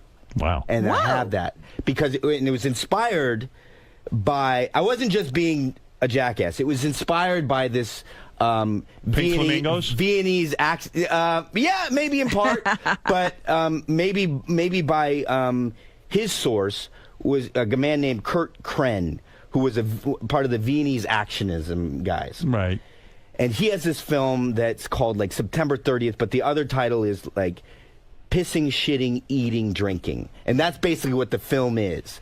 But the way that it's put together, is kind of beautiful. He turns all of those things into art. And I was inspired by it. And people, think, oh, I'm just a jackass. But I was truly inspired by it. And so I thought, I got to put that in, I got to put that in my film. I got to put that shitting in my film. So, Was it a dude or a woman shitting? It was a guy. All right. And it was actually a shot that I was trying to put into The Clerk's Tale. The Clerk's Tale is about two guys that work in a Brooks Brothers shop. And just the daily, mundane actions of working in a Brooks Brothers shop. But I'd put that in every film, by the way. Yeah, shitting. And so I had this great actor. I had two great actors. One was this guy Charles Dance, who's on the Game of Thrones now. Yeah. Yes, And- he's the dad. Yeah. And he was in Your Highness. He plays my dad in Your Right. Highness. Yeah. Right. And became a good friend of mine. And then this other performance artist. So wait a second. You showed this shitting film instead of the real film. Right. But I want to tell you about so actually filming somebody take a shit is not as easy as you think. So Really? seems I easy to me. thought I was going to put it in the Brooks Brothers film, and because Brooks Brothers granted us access to their store, they had representatives there. And so we should have just done it in a different bathroom, but we didn't think that way. So somebody had to go distract the Brooks Brothers representatives. I had You're busy. stand-ins, piss and shit stand-ins, because I didn't want to ask Charles Dance to show full frontal on screen. So I had to get an older man to double Charles Dance. He was like an art teacher or something, and they got to be anonymous. It was just, for his dick.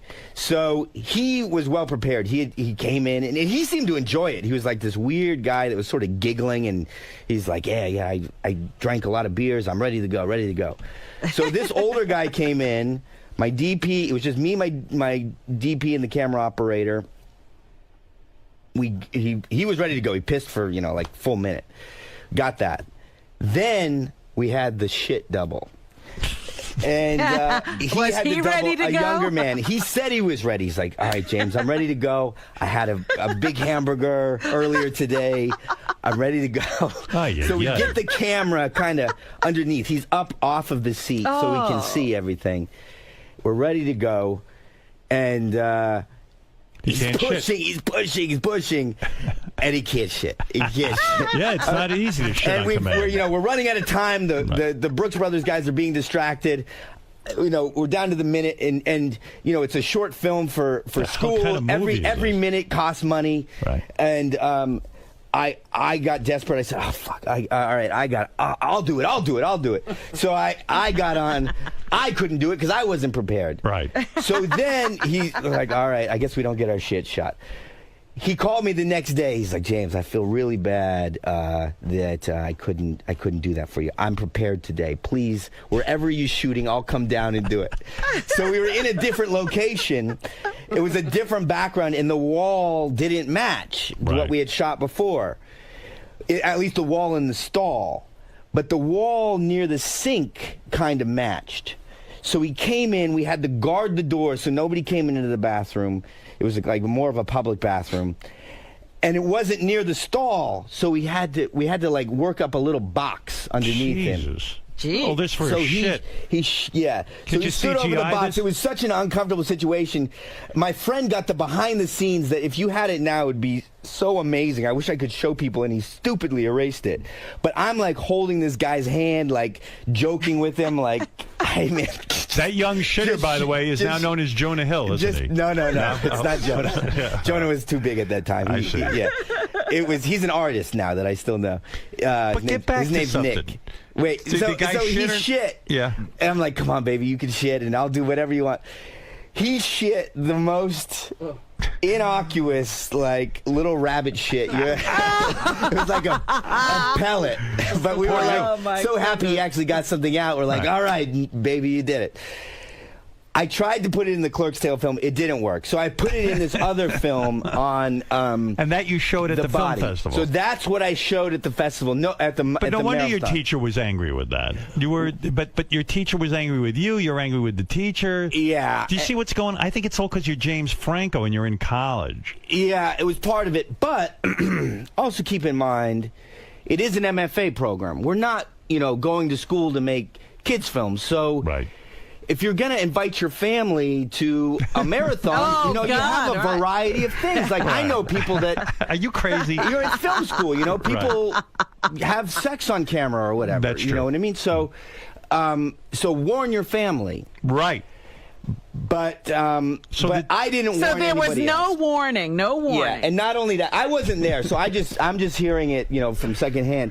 That they showed the film, people were shocked, and then not only that, there was one film in kind of my segment after that, and They it was, probably thought you were goofing on the film festival, too. They Well, probably sure. thought you were being disrespectful. Right. and there was a part of me that was being a little Yeah. naughty, even though this film had been You shit well on them. regarded and got a good grade in the other class. I was taking it out of context and, in a way, trying to, Isn't it funny that you care that much about getting a good grade, though? I mean, at this point in your life. But, I mean, it's kind of sweet in a way, right? Because No, you're still I don't competitive. care about grades. You don't? I don't. No. In a But didn't you get a teacher fired for giving you a D? no. So that's What? now I can't really talk about this too much because every time I talk about it, he comes back with a new lawsuit like I'm, slandering him Right. when he's the one who made it public. But I will make it clear that he was not asked back. He wasn't fired. He just wasn't asked back. He was on a 3-year, thing. He just wasn't asked back after 3 years. He knew that he would get attention if he went to the New York Post and said, That you got I him was fired. let go because I gave James Franco a D. I knew I was going to get a D in that class. It was when I was doing 127 hours. And you couldn't show up for class. I went to him and I said, here's the case. I'm really sorry. I've been passing on movies for the past year and a half to go to school. I can't pass on this opportunity.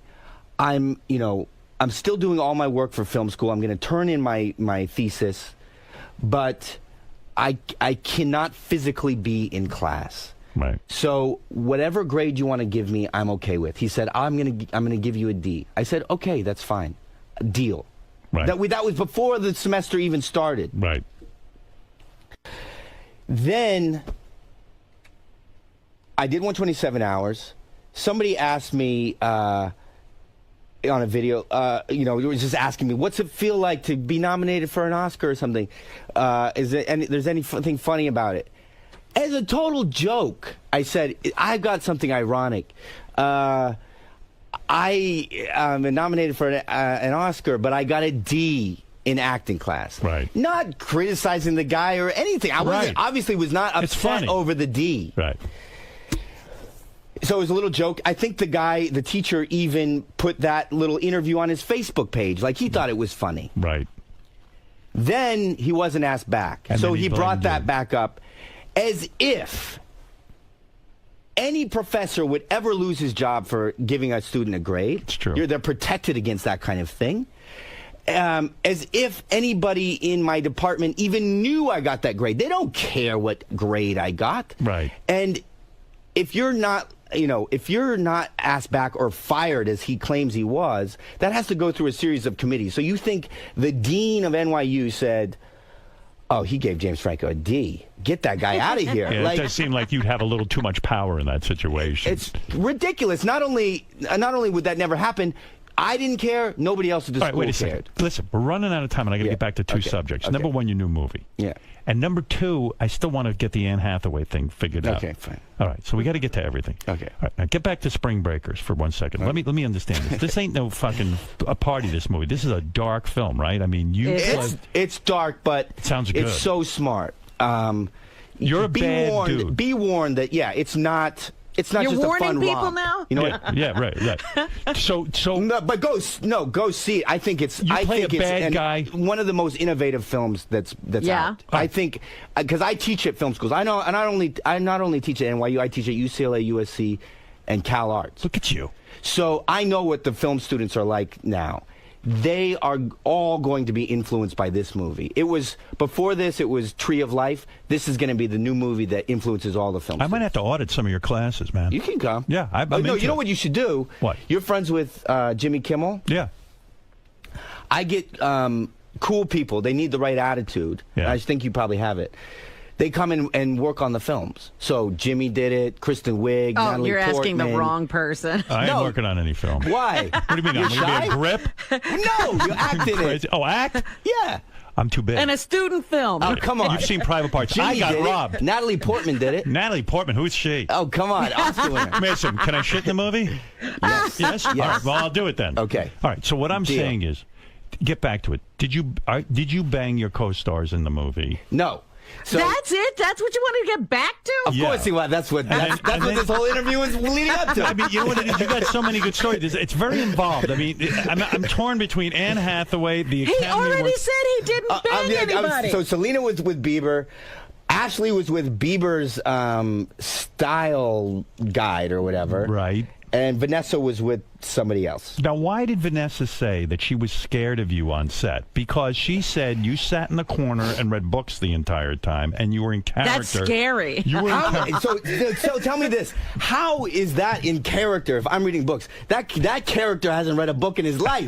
Right. I was going to say, how do you stay in the character? She said she was scared of you. The only way I stayed in character is that I couldn't take my cornrows out. You know Right. what I mean? So that's how I stayed in character. So you don't stay in character the whole She time? wasn't scared of me. I was very nice, and She said she was scared. Maybe she was scared because she had never done a film like this before. So I think she's reading being is asked scary. to do a kind of acting Right. where she's much more vulnerable. Because she's like a teen, nice kid, and then all of a sudden now she's like in a gangbang scene or something. Yeah, with and her. Harmony, makes his movies. He puts people in scary situations. We went to real locations where there are real gangsters around. We Right. went to this pool hall. She was There were scared. guns around. There was bad stuff that was going on just before we got there. So, But she shouldn't be afraid of you. well, my character I'm afraid kind of of fit into that environment. So Right. maybe, in her head it was So like... you don't stay in character Right. like Daniel Day-Lewis the entire time. Here's what I appreciate that approach, and here's what I appreciate. What it does is it gives you practice. It trains your body and mind to be in that character. So if you have a character with an accent that is Right. not your own, and you use that accent all the time, it's only going to help you. It's going to only make you feel more comfortable with that. So you don't have It's to. got to be organic. So you don't think about it. You Right. want to, when you act, you want to be as relaxed as possible. So if playing the character off screen gives you the practice to enable you to be relaxed, I say go for it. But if Absolutely. you are doing that character off screen to sort of get attention for what you're doing, to me that's just sort of silly, especially as a grown man. Like, if you're doing that to get attention, It's desperate. It's like weird. Yeah. But if you're doing it for practice so that you're the most relaxed and feel the most natural playing that character on screen and you're not thinking about it and it becomes secondhand, I say go for it. Yeah, because For like me, Daniel Day-Lewis was riding the subway as Lincoln. I mean, he was like, didn't Lincoln? I doubt he rode the subway because Did Lincoln didn't he ride the ride subway. the He probably, subway? Give me a break. I walked can't to believe work. I'm in the future as Lincoln. I think he actually walked to work. You know what I mean? Yeah, right. Yeah. So Or took a horse and buggy. and split Yeah. rails. I think he did. I mean, I Yeah, think he right. rode a horse to work on Yeah. the So you Crucible. but you were not in your new movie. You were not in character 24/7. Maybe the accent stayed with me just because I have a weird and embarrassing thing that I just do. It's a habit where I'll take on somebody's accent that I'm talking to, and I probably just Right. kept the accent. But it's not like I kept my What was your gold accent in the grill movie? in and What were you like a Puerto like Rican or a black accent? Southern. No, like just Southern, but Southern, was a black guy. Southern You played- gangster. like what? Hey, yo, ma. Yeah, yeah. Yo, ma. Not like that? Oh, Ma. God, No, I never huh? said. I don't never know, said ma. But I said that. What did you say? Just like Shit. spring break, y'all. I said y'all a lot. Yeah, Yeah. let's spring break, y'all, like that. But So so you have to stay in character in order to keep that going. but you don't stay in character to the point where I wasn't smoking blunts off screen. I wasn't saying let's go get some do you get bitches high with at all? big booties or anything. People like that. always think you're high, but I don't. Yeah. You do get high No, I don't. at all, right? No. It's just it's acting. Yeah. Yeah. I mean, I guess I have a way of talking that I played several stoners. I have Yeah. a way of talking where I guess it's slow. I have very squinty eyes. So I guess it appears like I'm stoned. And people thought you were stoned that night on the Oscars because Yeah. you were. But you know what? Here's my theory on Yeah, why you acted the way let's you hear did. it. Let's hear it. Tell me if I'm even close. Okay. That girl, Anne Hathaway, is such a big personality. Yeah. That when I'm around people with those kind of big personalities, even in a work environment, I just clam up Yeah. because they don't give you fucking room to do shit. Yeah. Is there any truth to that? I'm going to try and say all of this without trying to sound defensive because I'm not defensive. I did it. I did my best. Did you at any time feel that you dropped out? Because that was one of the claims that eventually you stopped doing the show. Maybe I did. You know what? I haven't gone back and watched the broadcast. This is what I felt I was doing. It's similar to what Howard is saying, but in a nicer way. Anne is big, and a lot of her bits called for her to be big. I've learned from doing comedies and buddy comedies that you usually have a straight man and a wild man or funny person. Right. She was obviously going for the big part. Yes. And instinctively, I know as a performer, okay, let's not have two big people competing with each other and just trying to overdo each other with the bigness.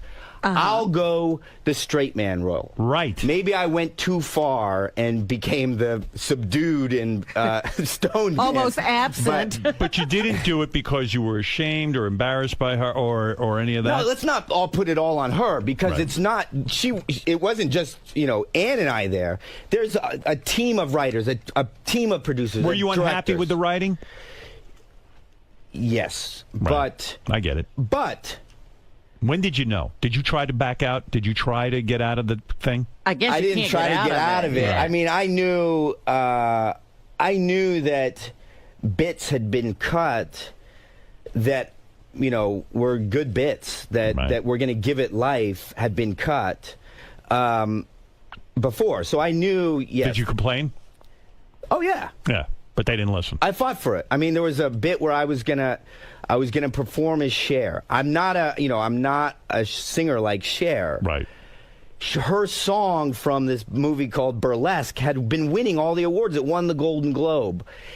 They thought it was going to be nominated for the Oscars. It wasn't. So at first they pulled the bit then. And I said to them, and Judd Apatow said to them, you need this bit. Because Judd was helping write some of the stuff. You need this bit for 2/3 into the show. Do not fall into the trap of just doing an opening monologue and then just being kind of these ushers for the rest of the show. You need a full performance or bit in the 2/3 of the way through to keep it alive. And we were going to do it then. They pulled it. I said, please. This is if I do this, this will be what people talk about. It'll be It might be the game changer for that night. They just need one good funny bit. Yes. Yeah. And they pulled it.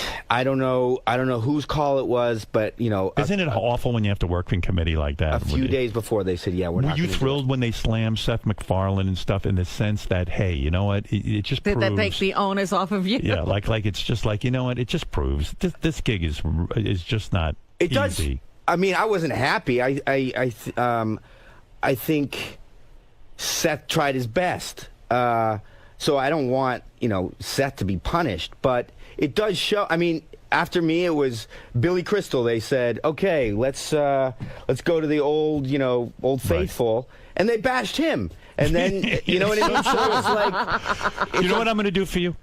Another time, I'm going to get Anne Hathaway in here, and you're going to do the Cher bit. So you can prove to everybody just how great it was. And finally. Now listen, the new movie. Okay, listen. I've had you in here for an hour and 20 minutes. And Ann and I made up, by the way. Let's just get that on the record. Did it create bad blood?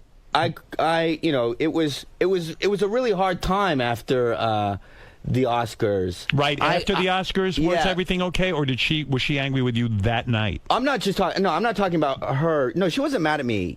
I don't think she didn't say she was mad at me for what happened. The critics were so nasty. I mean, it felt like it couldn't be just this what happened on the night of the Oscars. They had to be after me for something else because it was so nasty. And as much as I knew going in that, okay, this could go bad, and I'm ready to take that because I'm doing this not to be the best host. I'm doing this as an adventure. I will do the best that I can. If it doesn't work out, I'm okay with that because my dream is not to be the best host of the Oscars ever. Right. So I was fine with, the criticism, but it just felt so brutal. Do you think in a way it ruins your adventurous spirit? Like you're the type of guy that's like, you know what? I'll take a weird take role. chances, yeah. I'll do this and that. But if I do it, then everyone bashes me and it doesn't feel good. No, it doesn't. It hasn't stopped me from doing anything that I do. But what's annoying is that people have worked up this label like, James is just crazy, or he's amateur Renaissance man, or something like that. When what I'm doing, has maybe a fun or free spirit to it, but I also there's a side of it that is very serious to me. I hate that there are categories that we put people into, and I'm sure that you felt this, although you have been very successful in your other ventures. I'm sure you've gotten criticism when you try and venture out of your role. I'll give you a perfect example. A couple of years ago, I wanted to make a movie called Fart Man, and I thought it would have been a scream. Not taking itself seriously. And a guy wrote it named J.F. Lawton, who wrote Pretty Woman, and he wrote Under Siege. I mean, the guy, top writer, every studio wanted him to write. And he wrote this script. And I found myself going, this was instead of, I was going to do this before Private Parts, and I said, if I do this movie, there's going to be this people go, oh, fucking Stern, Fart Man, blah, blah, blah, blah, blah. And I got all caught up in it. So I never made the movie because I was more concerned with sort of the impact it would have and what people would say. It was the only time in my career I kind of went, maybe I shouldn't. Normally I don't even think about it, just do it. And that's how I made my career. But to this day, I still think that movie would have been fun for people to see. Yeah. It would have been good. So who knows? Yeah, exactly. So you can't think about that, but it had a psychosomatic effect on me after all the Shit! If I say this, this is the only thing that's going to be quoted from our interview. But what was the psychosomatic? You got an illness from it? I got a hemorrhoid. Right. Well, that makes sense to me. I flew that night after the Oscars. I was supposed to have a party. I was, just so upset about the show. You knew right away. I got on a plane. I had a class at Yale the next morning, and I said, you know what? I was planning to miss that class. I'm just going to go to class. So I got on a plane, a red-eye that night, landed, drove to New Haven, and went to my medieval manuscripts class at Yale. And believe me, and I was still in my suit from the Oscars. Everybody tuxedo? Everybody was very surprised and to see me. And then I had a week that I just spent in a hotel in New Haven where I just kind of recovered because it was so intense. Yeah. And I nursed my hemorrhoid. Yeah. Have you had the hemorrhoid since? No. No. Wow. It's only from hosting the Oscars. Wow. From the criticism. Yeah, that makes sense. Now you're still making these crazy kind of whacked out movies, right? Are you working on something or have just worked on something now that has to do with porn? Oh. Now, it's not a whacked out movie.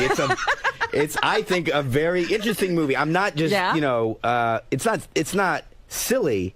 It's maybe perceived as whacked out or crazy because I know what this is. I'm a mainstream actor, but I am making a film about, bondage pornography. Right.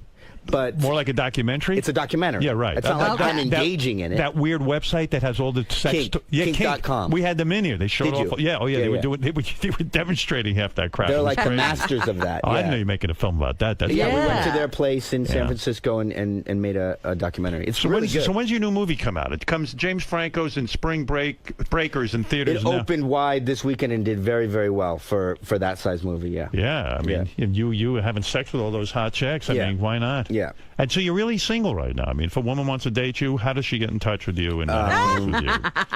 I don't know. What do you What's the suggest? best way to get in touch with you for sex?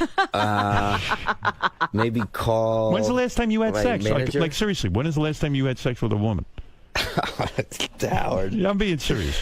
I don't know. Well, like With a woman, like he has sex with other things? I don't know. By the way, hey, you know what? You turned down sex with Lindsay Lohan, didn't you? You could have had her. Oh, God. Oh, well, gosh. but back when she was a lot hotter. Poor Lindsay. Yeah, huh? Yeah, are you She friends was with a her mess still? even then, huh? I haven't talked to her in a while. You were thinking of going out with her, right? No. I was, we were friends. How'd you know her?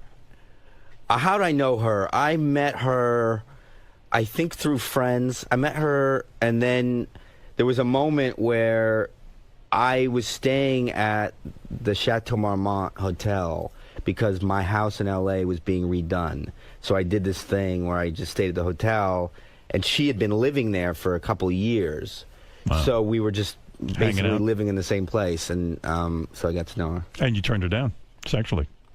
Oh, I mean, did she I don't throw want to herself? brag about it, but Well, hey, I don't know how that got I would have out. done her. Well, I mean, she said, "Hey, you can have sex with me," and you said no. You just weren't feeling it. Is that I how mean, it she goes? was, you look at, She's beautiful.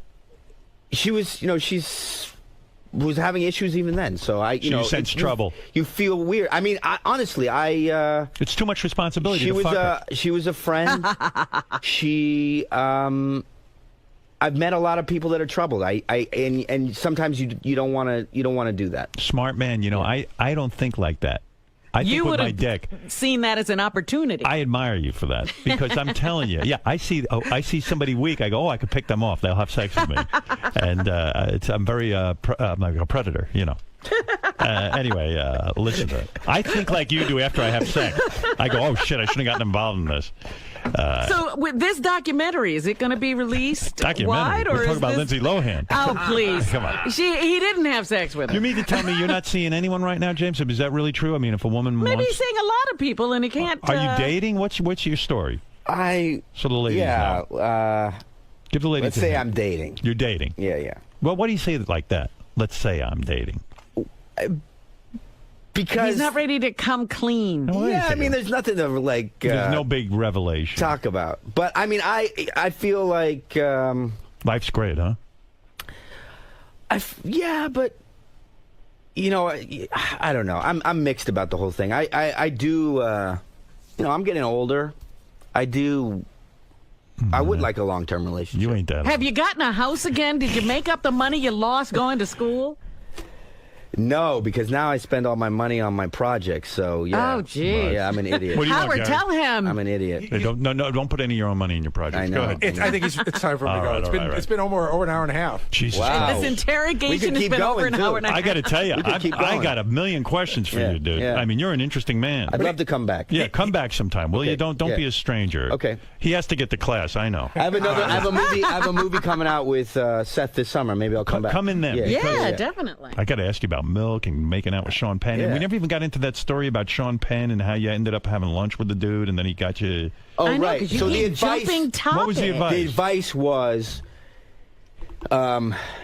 he says, if you do a movie that you believe in and you work with the people that you believe in, if it doesn't perform for the critics or in box office wise, just don't look back. And he quoted some race car movie. There's an Italian guy gets into the car with his partner.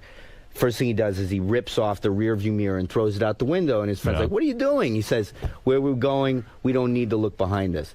And so if you believe in what you're doing, you don't let that stuff bother you. The problem was early on, I wasn't doing the movies that I believed in. Right. Now Right. that I do the projects that I believe in, You're happier. I don't have to worry about that Was stuff it as weird much. making out with the guy? Yeah, it was weird. It was weird, right? Yeah, Did I you mean, tongue him? yeah, we tongued. You tongued. Oh, yeah. Is that why you get gay Did you rumors get and a stuff? boner If you then? did you consider not taking that role? Because any guy who plays a gay guy, even today in this Hollywood, right away you get tagged being gay. But you didn't care, That's right? not true. Oh, please. It's true. It but is true. It's true. Oh, stop it. But this You get tagged that way. If you're an actor in Hollywood, you get tagged that way whether you do gay roles or not. Anyway. right. But you don't care, do you? I don't care, and it didn't bother me for a second. What Did you think you could pull this off and make it look real? What do you mean, look real? You kiss? Did you guys? Hey, James, seriously, did you guys have to rehearse that and stuff? Like, did you have to make out with him a lot? No. Yeah, how many times? James, you just did that on set with Sean when you make out with him and stuff? That was it? Like, in other words, you didn't go back to like a hotel and say, hey, no, we got to didn't practice. We both know how Or to get kiss. into the I mean, trailer. we both kissed people before. Do you get nauseous? Wait, I'm being serious now. Do you get, because like if I had to kiss a guy for a movie, I'd want to think I'd be up to it in the sense that like I'm an actor and I want to be able to do it. But at the same point, I'll tell you the situation. I'll lay it out for you. So yeah, go ahead. We shot that movie in San Francisco, which was kind of amazing because we shot. Harvey Milk worked in a camera shop, and he ran his campaigns out of this camera shop on Castro Street. It's no longer a camera shop, but they got the building. I think it's an antique store now. They rented it, redid it as it was. So we shot in the actual place where the guy worked and lived. It was kind of amazing and very powerful. So we're in that camera shop. We know, okay, here's one of the big kiss scenes. Right. The two characters are going to sit out in front. And Gus says, I've just got this shot where I start close on you and do a long pull out. So you guys are going to have to kiss for like a minute or more. Wow. So Sean and I are, we're friends at that point. But it's like, okay, here it is. We didn't really discuss it, but it's like, okay, here it is. Sean's like making jokes like, all right, how about them Raiders? Yeah. We go out. Clearly, he doesn't stay. Got to say a couple of butch things, yeah. Yeah, exactly. So then we do it, but it's out on Castro Street, just behind the camera. The whole community has come out. Right. There are literally 200, maybe 300 people there watching as we do our first kiss. All right. We're kissing. Okay, all right. I know how to do this. Yeah, use the tongue. Okay, fine. I'm kind of feeling his beard. All right, that feels a little different than what I'm used to. Yeah. All right. After 30 seconds, you kind of psych yourself out like, okay, it's just a kiss. After 30 seconds, all right, I'm thinking I cannot deny what I'm doing now. And I literally, this is what I thought. Oh my God, I'm kissing Spicoli. I'm kissing, I'm kissing, and you get that moment where it's like, do I stop? And you have to just push through, right? And do it. And then did you feel nauseous at all? I'm being serious. I don't mean that. I mean, because it's not your thing. I didn't feel nauseous. It was just a new sensation. You know what I mean? It's how many takes did you have to do with that? I think we did it twice. Wow. Yeah. Wow. But do you get one. any kind of quivering at all about? Yeah, he had a big boner. Yeah, and I mean, this is nice, or this is... God, if hosting the Oscars gave you hemorrhoids, imagine what the makeout scene did in Milk. No. Because, I mean, here's what you learn. It didn't do it for me. I definitely didn't get wood that day either. Right. But it's just kissing another person. That's it. Right. You know what I mean? It didn't do it for me, but it wasn't like... It was a great role, my friend. Yeah. Man. Now, do you and Sean kiss every time you meet now? Because you just did that. Broke the ice. Exactly. You still friends with him? Yeah, but that was a great movie. Yeah, Honestly, Sean... It is a great Did movie. you know that was going to be great? I got to stop. Your publicist. Yeah, they want to drag him out of gotta here. go. All right. No, we knew it was something special. Just going in, you knew it was something special. But and then for me, working with Gus Van Sant and Sean Penn, I mean, you doesn't get and then better. getting nominated too. I mean, Jesus, that's awesome. Well, you got nominated for 127 you should have been hours, not nominated. bad. You should have been nominated. Fuck it, man. There were a lot of great people in that movie. It was a great cast. All right, look. See James Franco in Spring Breakers. Man, put in an hour and a half here. Gotta go see it. Thank you very much. Publicist has to take him away. But, Where's he going? To class, as you said? yeah, he's got to go to class. I'm doing Letterman tonight, I think. Oh, okay. Yeah. Well, you better go that's prepare. going to... That'll tax you. I got to go prepare. All right, listen, James, I'm really glad you came Yeah. in. We're going to take a break. We'll do some news for you right after these words. Professor James Franco. So James, before you went in, you mentioned being nervous, not really sure of the direction of the interview. Yeah. Nearly an hour and a half later, super conversational, super comfortable. How does Howard do that? He's I don't know if he's like this with everyone, but he's a nice guy. I got along with him. I like him. So it's easy to talk to him, and he's smart. It seems like you guys made almost an instantaneous connection. It was like within 30 seconds you sat down, the nerves went away. How does he separate himself from all the other interviews you do? Well, one difference is we have more time, so you can just go, more into depth. One painful thing about doing interviews is you just get asked the same superficial questions all the time. Here, you get to talk about the good stuff and in a way that's interesting. So that's one huge difference. I enjoy his the way he mixes his interest in the art and the personal. He does it in a really good way, and I think that's kind of a crossover that I'm interested in as well. I don't know if I would ever be an on-air, radio host. I don't know if I could ever do it, but I'm interested in investigating the same things he is. So if you ever were to take that type of leap, you would do it in the Howard Stern style, probably. That genuine interest. Yeah, I mean, I do interviews for Playboy magazine, so I do try and conduct my interviews in a similar way where I talk about the art and I talk about the person, how they go together.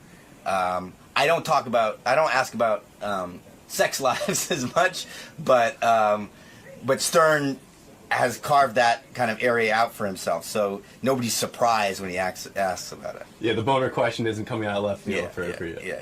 Well, thanks very much. It was a great interview. All right, thanks.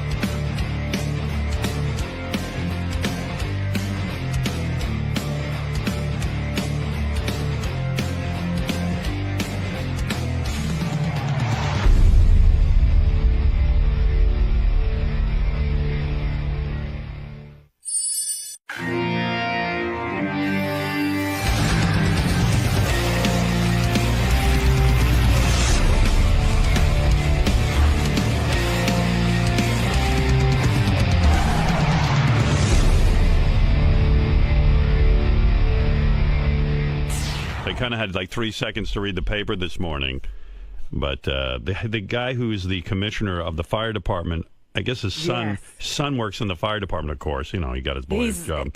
He's an EMT actually. EMT training to be a fireman. So I guess the kid is a dodo head and like tweeted out racist comments and anti-Jewish comments. He doesn't like anybody apparently. Now his dad has to apologize for the kid.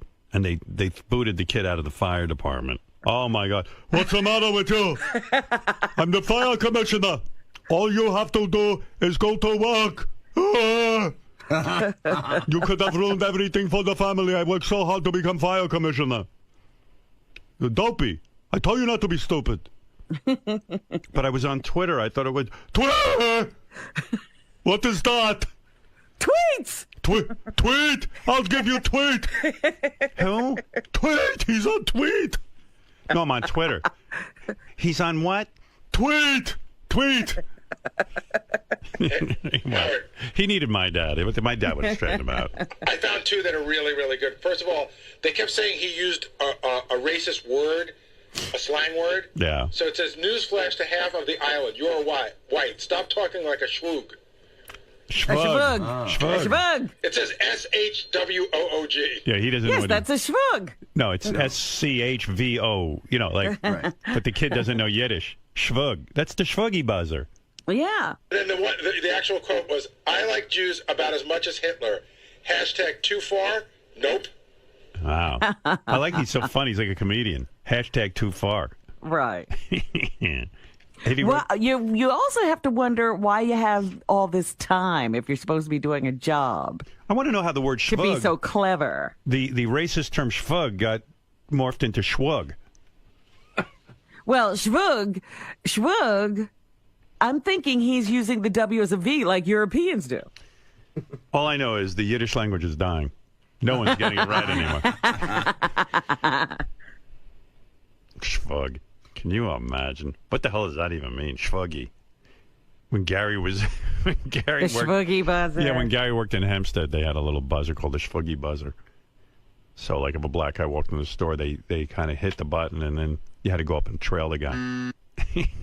There it is. Gary had to trail the guy. Yeah. Bull, I got to go...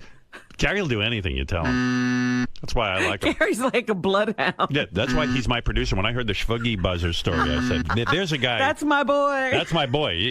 Imagine I go to Gary, whenever I see black people, I want to hit the Schvuggy buzzer, and you should follow them. Okay, Wolf. That's why I hired Is that the you. one right here? He put that high on his resume. I said, it's a racist thing, but man, the guy's loyal. First of all, I was 15 years old. Second of all, they didn't. Well, and that's an excuse. They didn't say it was black people. Right. It's just every time they pushed the buzzer, it was black people. They didn't say there's blacks. Oh, that's fine. One buzz. I swear to God, this is just one buzz meant there's people that need to be followed. Two buzzes meant there's so many people that need to be followed. Don't come out alone. Right. And three buzzes was call the police. Wow. Did you ever get the three buzzers? Never. Did you ever get the two buzzers? Once, but I will tell you, I don't know if I told you this part. There was a really the Schvuggy buzzer rang twice. It was a high alert. There was a really attractive black woman, young, Right, that I right. worked with in the back. We used to open boxes. I mean, really pretty. And every time that buzzer would buzz, her body language would just fucking pissed her Oh, off. you mean she knew about the Schvuggy Of buzzer? course. Wow. They had to tell all the employees, Howard. Well, You again- might have to bring her out. They didn't say it's for black people, but when you buzz, the only people out there were Did you black ever people. get to ring the Schvuggy buzzer? No. I was Who is in charge of the Schvuggy? The boss? Yeah. That's very important. Let me ask you something. I hired you because you're so, loyal. You'll even, follow the. I've hired you because of the Schvuggy buzzer, but like when I asked you to wear a jacket, a sports jacket for the photo shoot I did of you, you defied me, and yet I hired the guy who would ring a Schvuggy buzzer. What is it about me that doesn't inspire that kind of loyalty? It's not you at all. I've grown. Really? Yeah. Yeah, I don't like where you've grown. He wouldn't ring the Schvuggy buzzer anymore. He wouldn't answer. First of all, I didn't have access to it. Wolf, I'm not wearing a jacket to your photo shoot. It was right Hey, under. wait a second, young man. Weren't you the guy I hired who rang the Schvuggy buzzer? That was then. This is now. Never rang it. It was. I'm a new man. It was like that doorbell thing. It was right underneath the cash Boom. register. Right.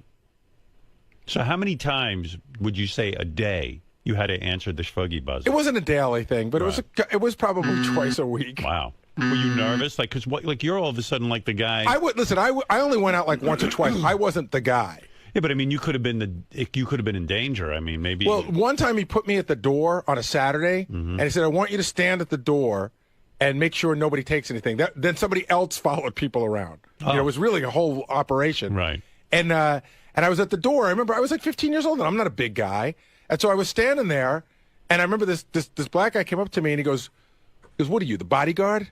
And I go, no. And he goes, yeah. Like he looked at me like, if you try to do anything, I'll just kill you. And I was like, fine, go take what you want. like that. I mean, what are you gonna do? I know, but it was. Let's say the Schvuggy buzzer goes off and you go upstairs and there's activity, like a guy stealing stuff. What are you supposed to do? You're 15 years old.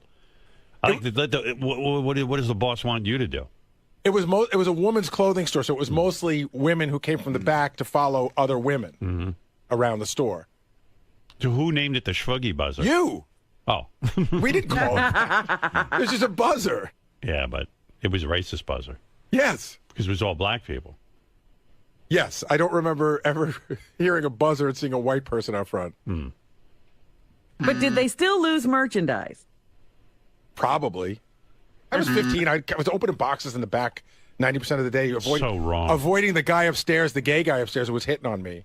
I was totally propositioned by this guy. Oh, You had so many problems. This was the craziest. You get more gay guys. No, this was all one job. So I was so. I felt Schvuggy buzzer is ringing in the middle of the gay guy blowing me. I felt so alienated that nobody talked to me at this job. So this one guy was sort of nice to me, and he seemed like he was a regular guy. Seemed like a good guy.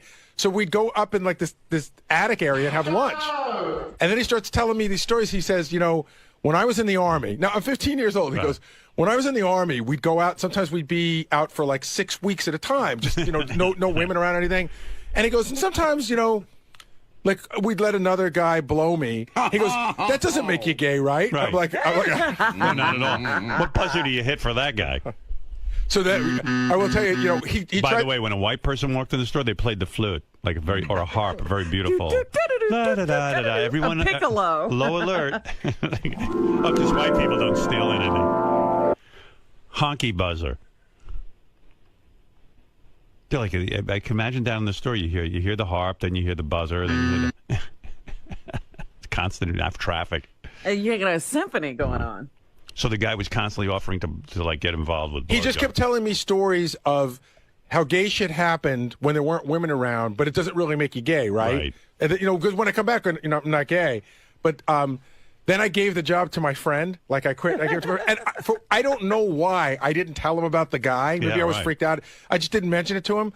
And my friend, who was a lot better looking than me, said, he was in one of those big bins that's filled with clothing, and he bent over to get a bunch of hangers, and the guy grabbed his ass. And he came back with an elbow, to the guy. He said he thought he killed him. Wow. Because he knocked the wind out of the guy. The guy was on the ground gasping for air.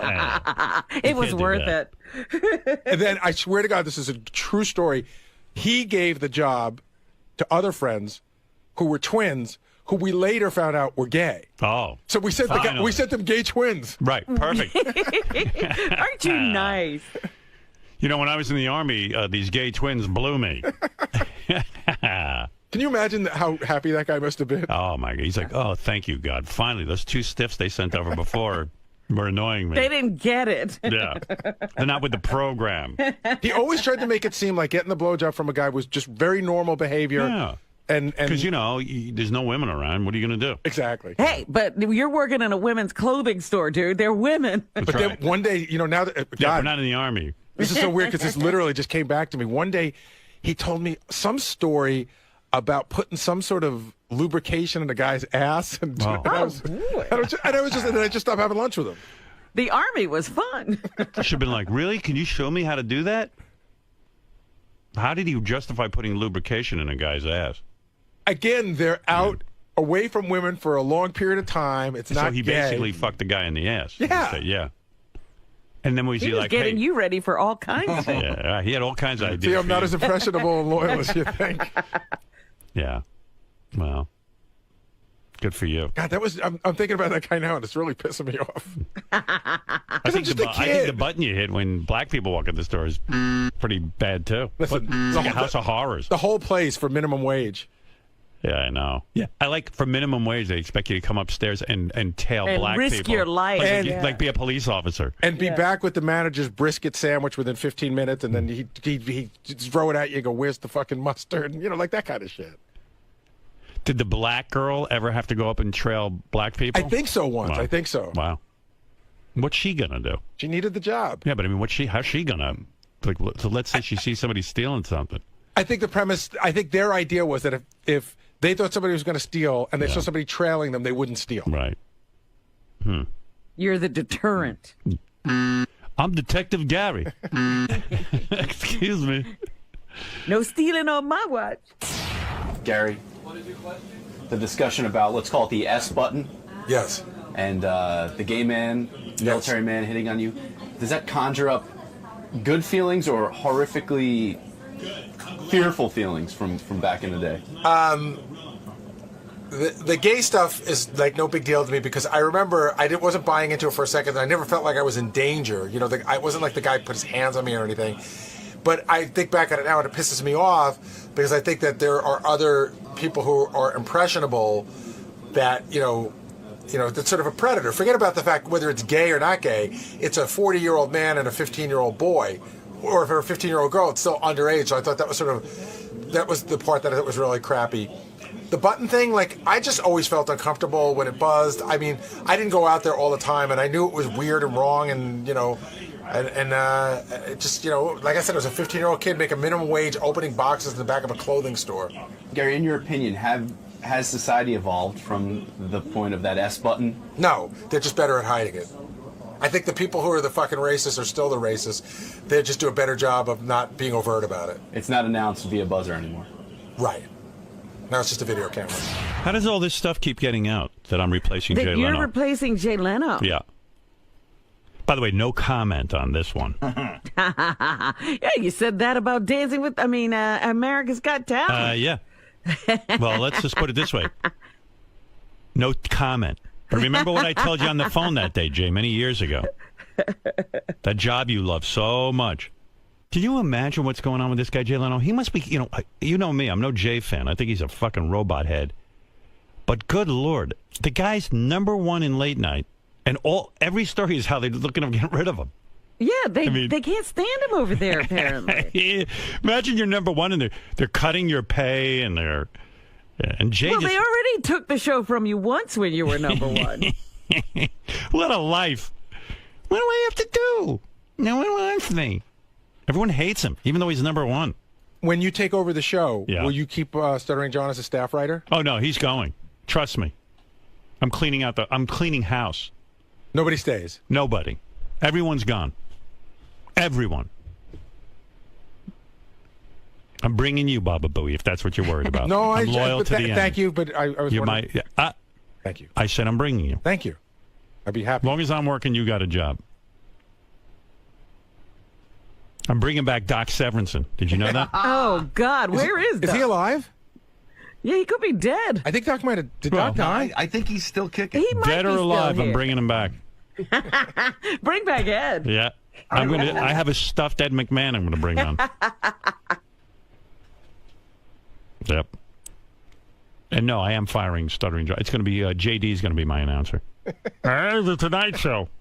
Starring on my boss, Howard Stern. Wow. Yeah, the whole gang's coming. He's 85, Doc. Wow. You too, Robin. An 85-year-old band leader? What I need you to do, Robin, is when I bring out Ed, he's going to be stuffed, so you need to put your hand up his ass and work his mouth for him. Hey-o. Hey-o. I'm a puppeteer. Yeah, right. Just talk, but just do it with the Ed McMahon body. Right. Right. Tonight, Robin will be talking through Ed McMahon. Hi-oh. Hi-oh. Yeah, I'm doing away with the monologue. Just going to stare at you. Because I'm angry. Because I'm nutty. Then I'll piss on the grave of Johnny Carson. Fuck Johnny. That's what I'm going to say. That's going to be my opening monologue. Fuck Johnny. Johnny's spinning in his grave now. This big ugly witch took over the Tonight Show. That's me.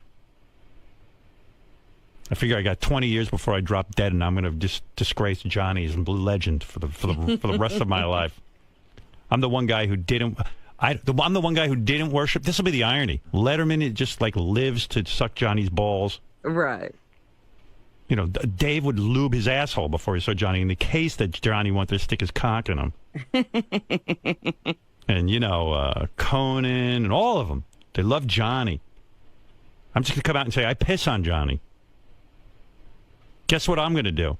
When I have a comedian on The Tonight Show, he doesn't have to, like, wait for me to call him over to the couch because I approve of him. Shithead Johnny. You see, that's the hypocrisy. Johnny used to beat his wife.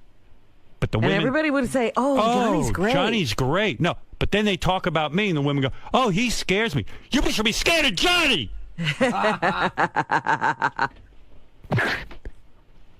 I'm going to dig up Johnny and put his skull on my desk. I'm gonna fuck his face every night when I'm on The Tonight Show. It's going to be the biggest rating. I'm going to have a 50 share. Who the hell would be watching any other channel as I wheel Johnny's corpse on stage and piss on him and then fuck his skull? Who would dare tune away during that?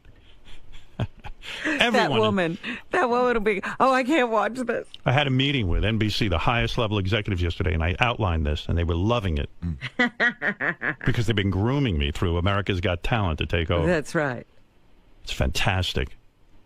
They said, are you going to clean up your act at all? I go, no, I'm going to fuck Johnny's corpse. They went, fabulous. And we're going to work, Robin's going to work Ed's body. We're bringing that back, the old characters from The Tonight Show. Doc Severinsen, we're going to stuff them and stick them out in front of the band. It's going to be awesome. They loved it. They ate it up. They said, you know what? You're not like Jay. He just takes little pot shots at the network. Bob Greenblatt was hysterical laughing when I told him all of this. He loved it. He goes, yeah, fuck Johnny's skull. He loved it. You should have seen my pitch. It was like a movie. You know how like the guy walks in and they go, Stern's not going to be any good. And I go, oh, yeah? And then you bowl him over. Oh, my God. By the time I got to you working Ed McMahon through his asshole, they were loving it. You should have seen who was in there in that meeting. Bob Greenblatt, Steve Burke, Meredith R., Paul Telegdi, and even the NBC lawyers were there because everyone said, "Well, you better tell this to the lawyers." I said, "I'm going to fuck Johnny's skull when you put me on there," and they go, "Well, wait a second," lawyers. Right? They always say no. They thought they were going to trip. No, the guy goes, "Where are you going to finish?" I go, "On Johnny's face." They go, "Oh, okay." That's funny. Then it's all right. They loved it. I'm going to go, Johnny, you used to beat your wife. I'm going to beat you, and I'm going to smash his skull. And my first guest, this pitch was unbelievable. This is how I got the gig, because they were going to go with Fallon. But you stole it. Yeah, because you know why? I tell it like it is. They couldn't believe this pitch. In fact, at one point, they gave me a new jacket. It was white with buckles on it when I was leaving. That's called a straight jacket. Yeah, that's what they called it. No, actually, I said, you know who my first guest is going to be? Joan Rivers. She's going to come out and shit on Johnny's star on the Hollywood Walk of Fame. Oh, you're Johnny. It's going to be great. They loved it. They said, this is the freshest pitch we've ever received. Fresh is one word for it. Yeah. They said it's different and it's unusual. And if you can give us this kind of quality entertainment every night, there's no one who will tune out. No one. Right? What do you think, Robin? Well, it definitely will be different. You would tune in. I'll be right there working Ed. What are you talking about? But you'd like to see all of this shenanigans. I would love to see you on The Tonight Show, right, just as the host. Right. And then if the ratings start to dip, I know just what I'm going to do. This is what I have in my back pocket, what no late night show host has ever done. I'm going to execute Phil Spector and OJ on camera. We're going to give them anybody who's on death row, we're going to do live executions right on the Tonight Show. Well, I don't think OJ's on death row. Well, we'll see. He should be. Ask Nicole's family how they feel. And poor, what's his name, who got killed too? Goldman. Yeah. Oh. I know they'd like to see it. You're not kidding. Anyway, there it is. That's sort of my game plan. That was my pitch to the NBC executives. Mr. Harmeyer. Mm-hmm.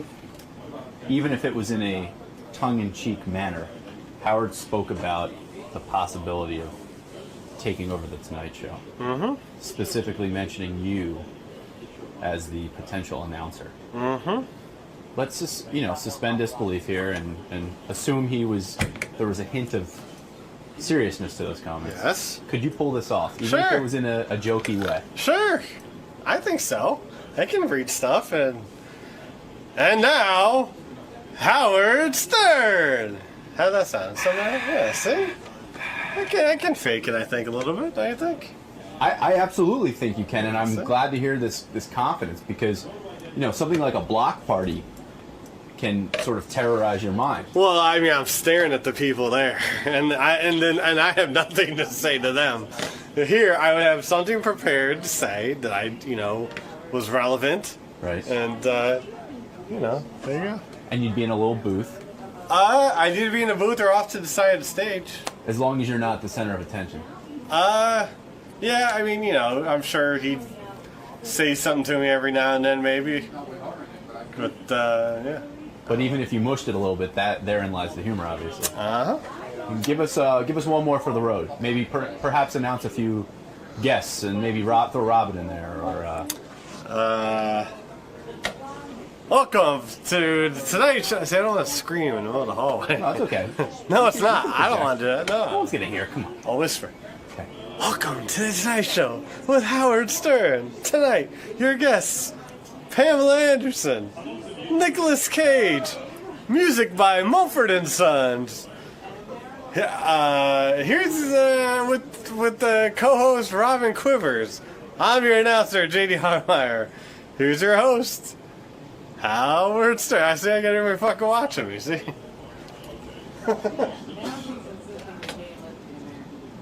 Turn that camera around. Yeah. You don't imagine crickets like that. Don't want to get those. Don't want to drag those Libra maniacs crazy. Plus, if this happens, who needs them anyway? You know what I mean? Yeah, you know how much fucking announcer pussy there is? Probably none. Probably not. Probably not. Here's Jewel doing a song I wrote. Oh, I forgot the beginning. Do you want to do the beginning? Mary, come play with me. I'll give you a silver nickel.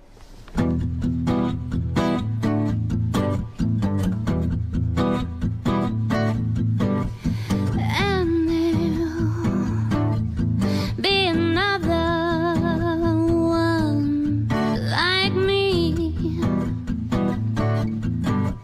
And all you'll care for is my name. Silver nickels and golden dimes, and all you hear are devil's chimes. Silver, you have to do the answering parts.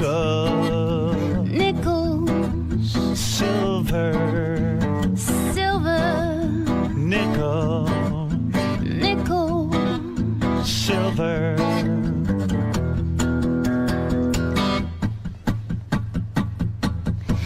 and I'll be back from time to time, giving you those silver dimes,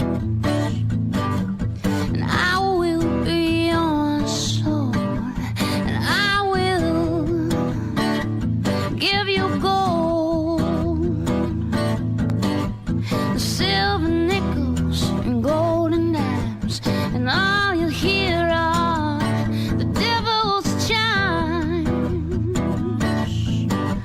Silver, Nickel, nickel, silver, silver, nickel, nickel. silver.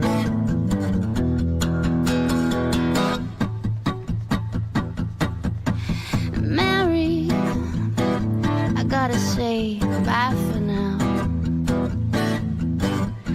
But there will be a next time.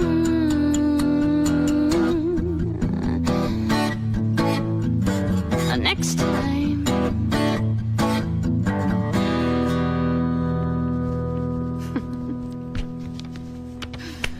I knew there was a reason I wrote that song. Jewel and I email each other sometimes. You know, occasionally here and there. And she's being nice. No, I think she wants me to write her a new song. She's probably Go ahead. She's probably Go having a hard ahead. time and needs me. Sit down and write something. I could write a for song her. right now. All right. C, F, and G, Fred, please. Oh. Quickly. your chords. You just Whoa, gotta what was that? probably Fred's got a little like a he's got like a little table I have so little room back here. and he has hey, you know, that's not bad. You like the Beatles, I'll incorporate that into my song. Fred, start There the you song go. with that sound. Maybe I'll play some drum on this. Oh, sure. That's a good idea. Some cajon? That's a good idea. I'm just gonna like kind of freestyle. I don't even know what the lyric will be. Robin, what would you like the song to be about? Any Let's see. How Love about a racist kid who gets his father thrown off the force?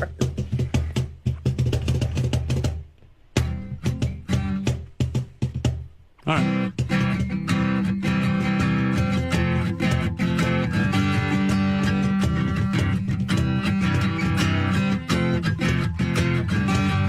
Yes, it happened just the other day. Said some things I shouldn't have, and now I'm in trouble, eh? Hey, I'm in trouble.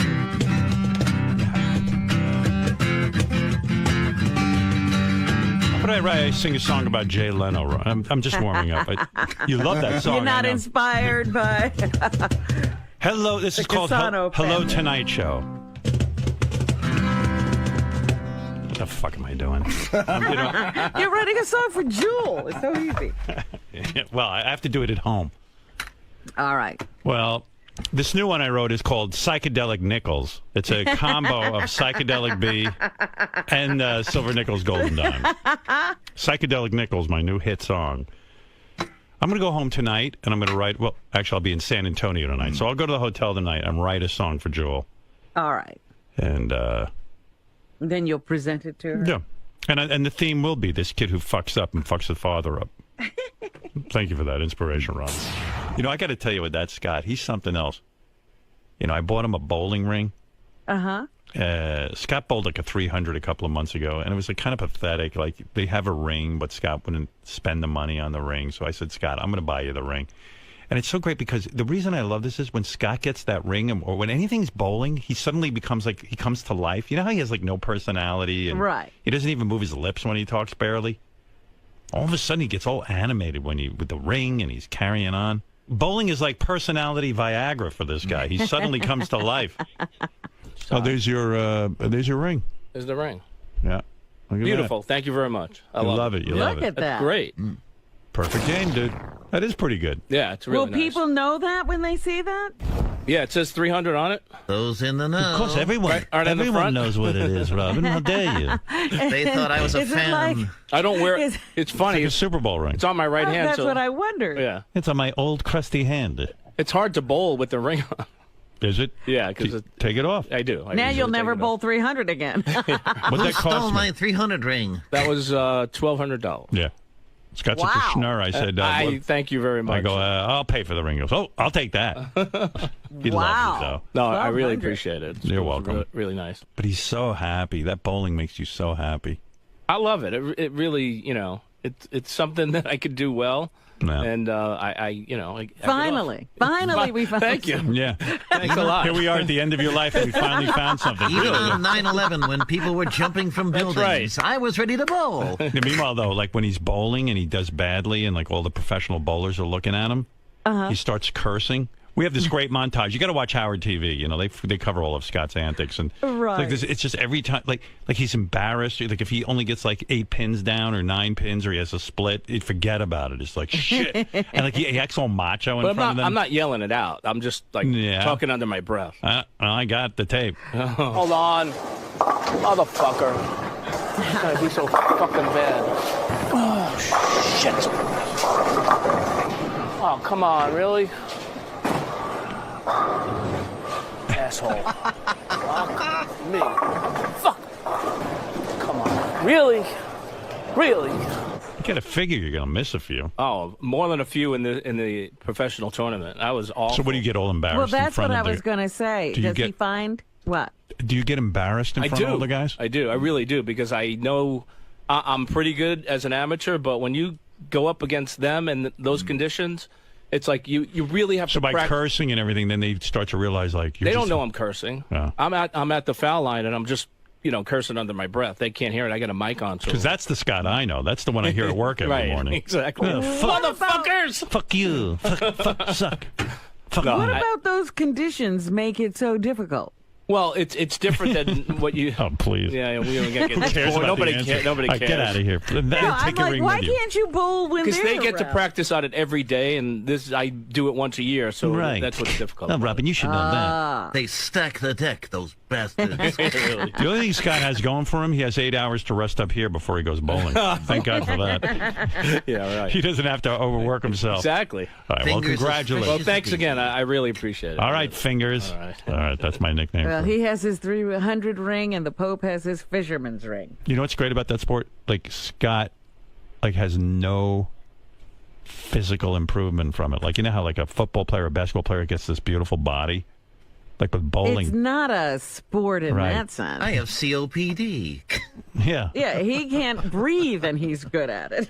It's such a great sport. Look at my body. Look at the conditioning I'm in. It's To some, bowling is used for birthday party entertainment or maybe a casual Friday night out there, but for you it's so much more. Describe to me what it feels like to bowl for you. Like what goes through your mind, your body? It's just, it's competition. Soul. It's competition, and it's challenging. So when you can do something that's challenging and you can do it very well, it's a reward to it. So when you do well, you feel great. When you do shitty, you curse. Many bowlers like yourself spend their entire life chasing that 300 dragon. And you, sir, have slayed it. I have, and that, makes me feel really good. And, if there are those bowlers out there that keep trying, don't give up. You'll get there. You'll get there. You thought maybe I'll never accomplish it, but here you are. Yeah, I want to accomplish it again, too. Every time I go bowling, that's my goal, obviously, to bowl 300 every game I can. So hopefully we'll do it again sometime. Let's see that bling one more time. The bling. Bling, bling. Hold on. Motherfucker. How can I be so fucking bad? Oh, shit. Oh, come on, really? Asshole. Fuck me. Fuck. Come on. Really? Really? Oh, fuck. Shit. Fuck me. Oh, come on. Fuck. Fuck. Oh, don't. Fuck. Shit. Fuck. Oh, shit.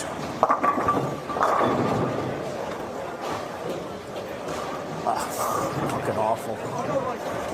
Fuck. I'm losing it. Can't do this. Fuck me. Oh, man, this is brutal. Pretty pitiful. That was just fucking awful. If I could throw the fucking ball right. Shit. Fuck. Shit. Find a way. I always find a way.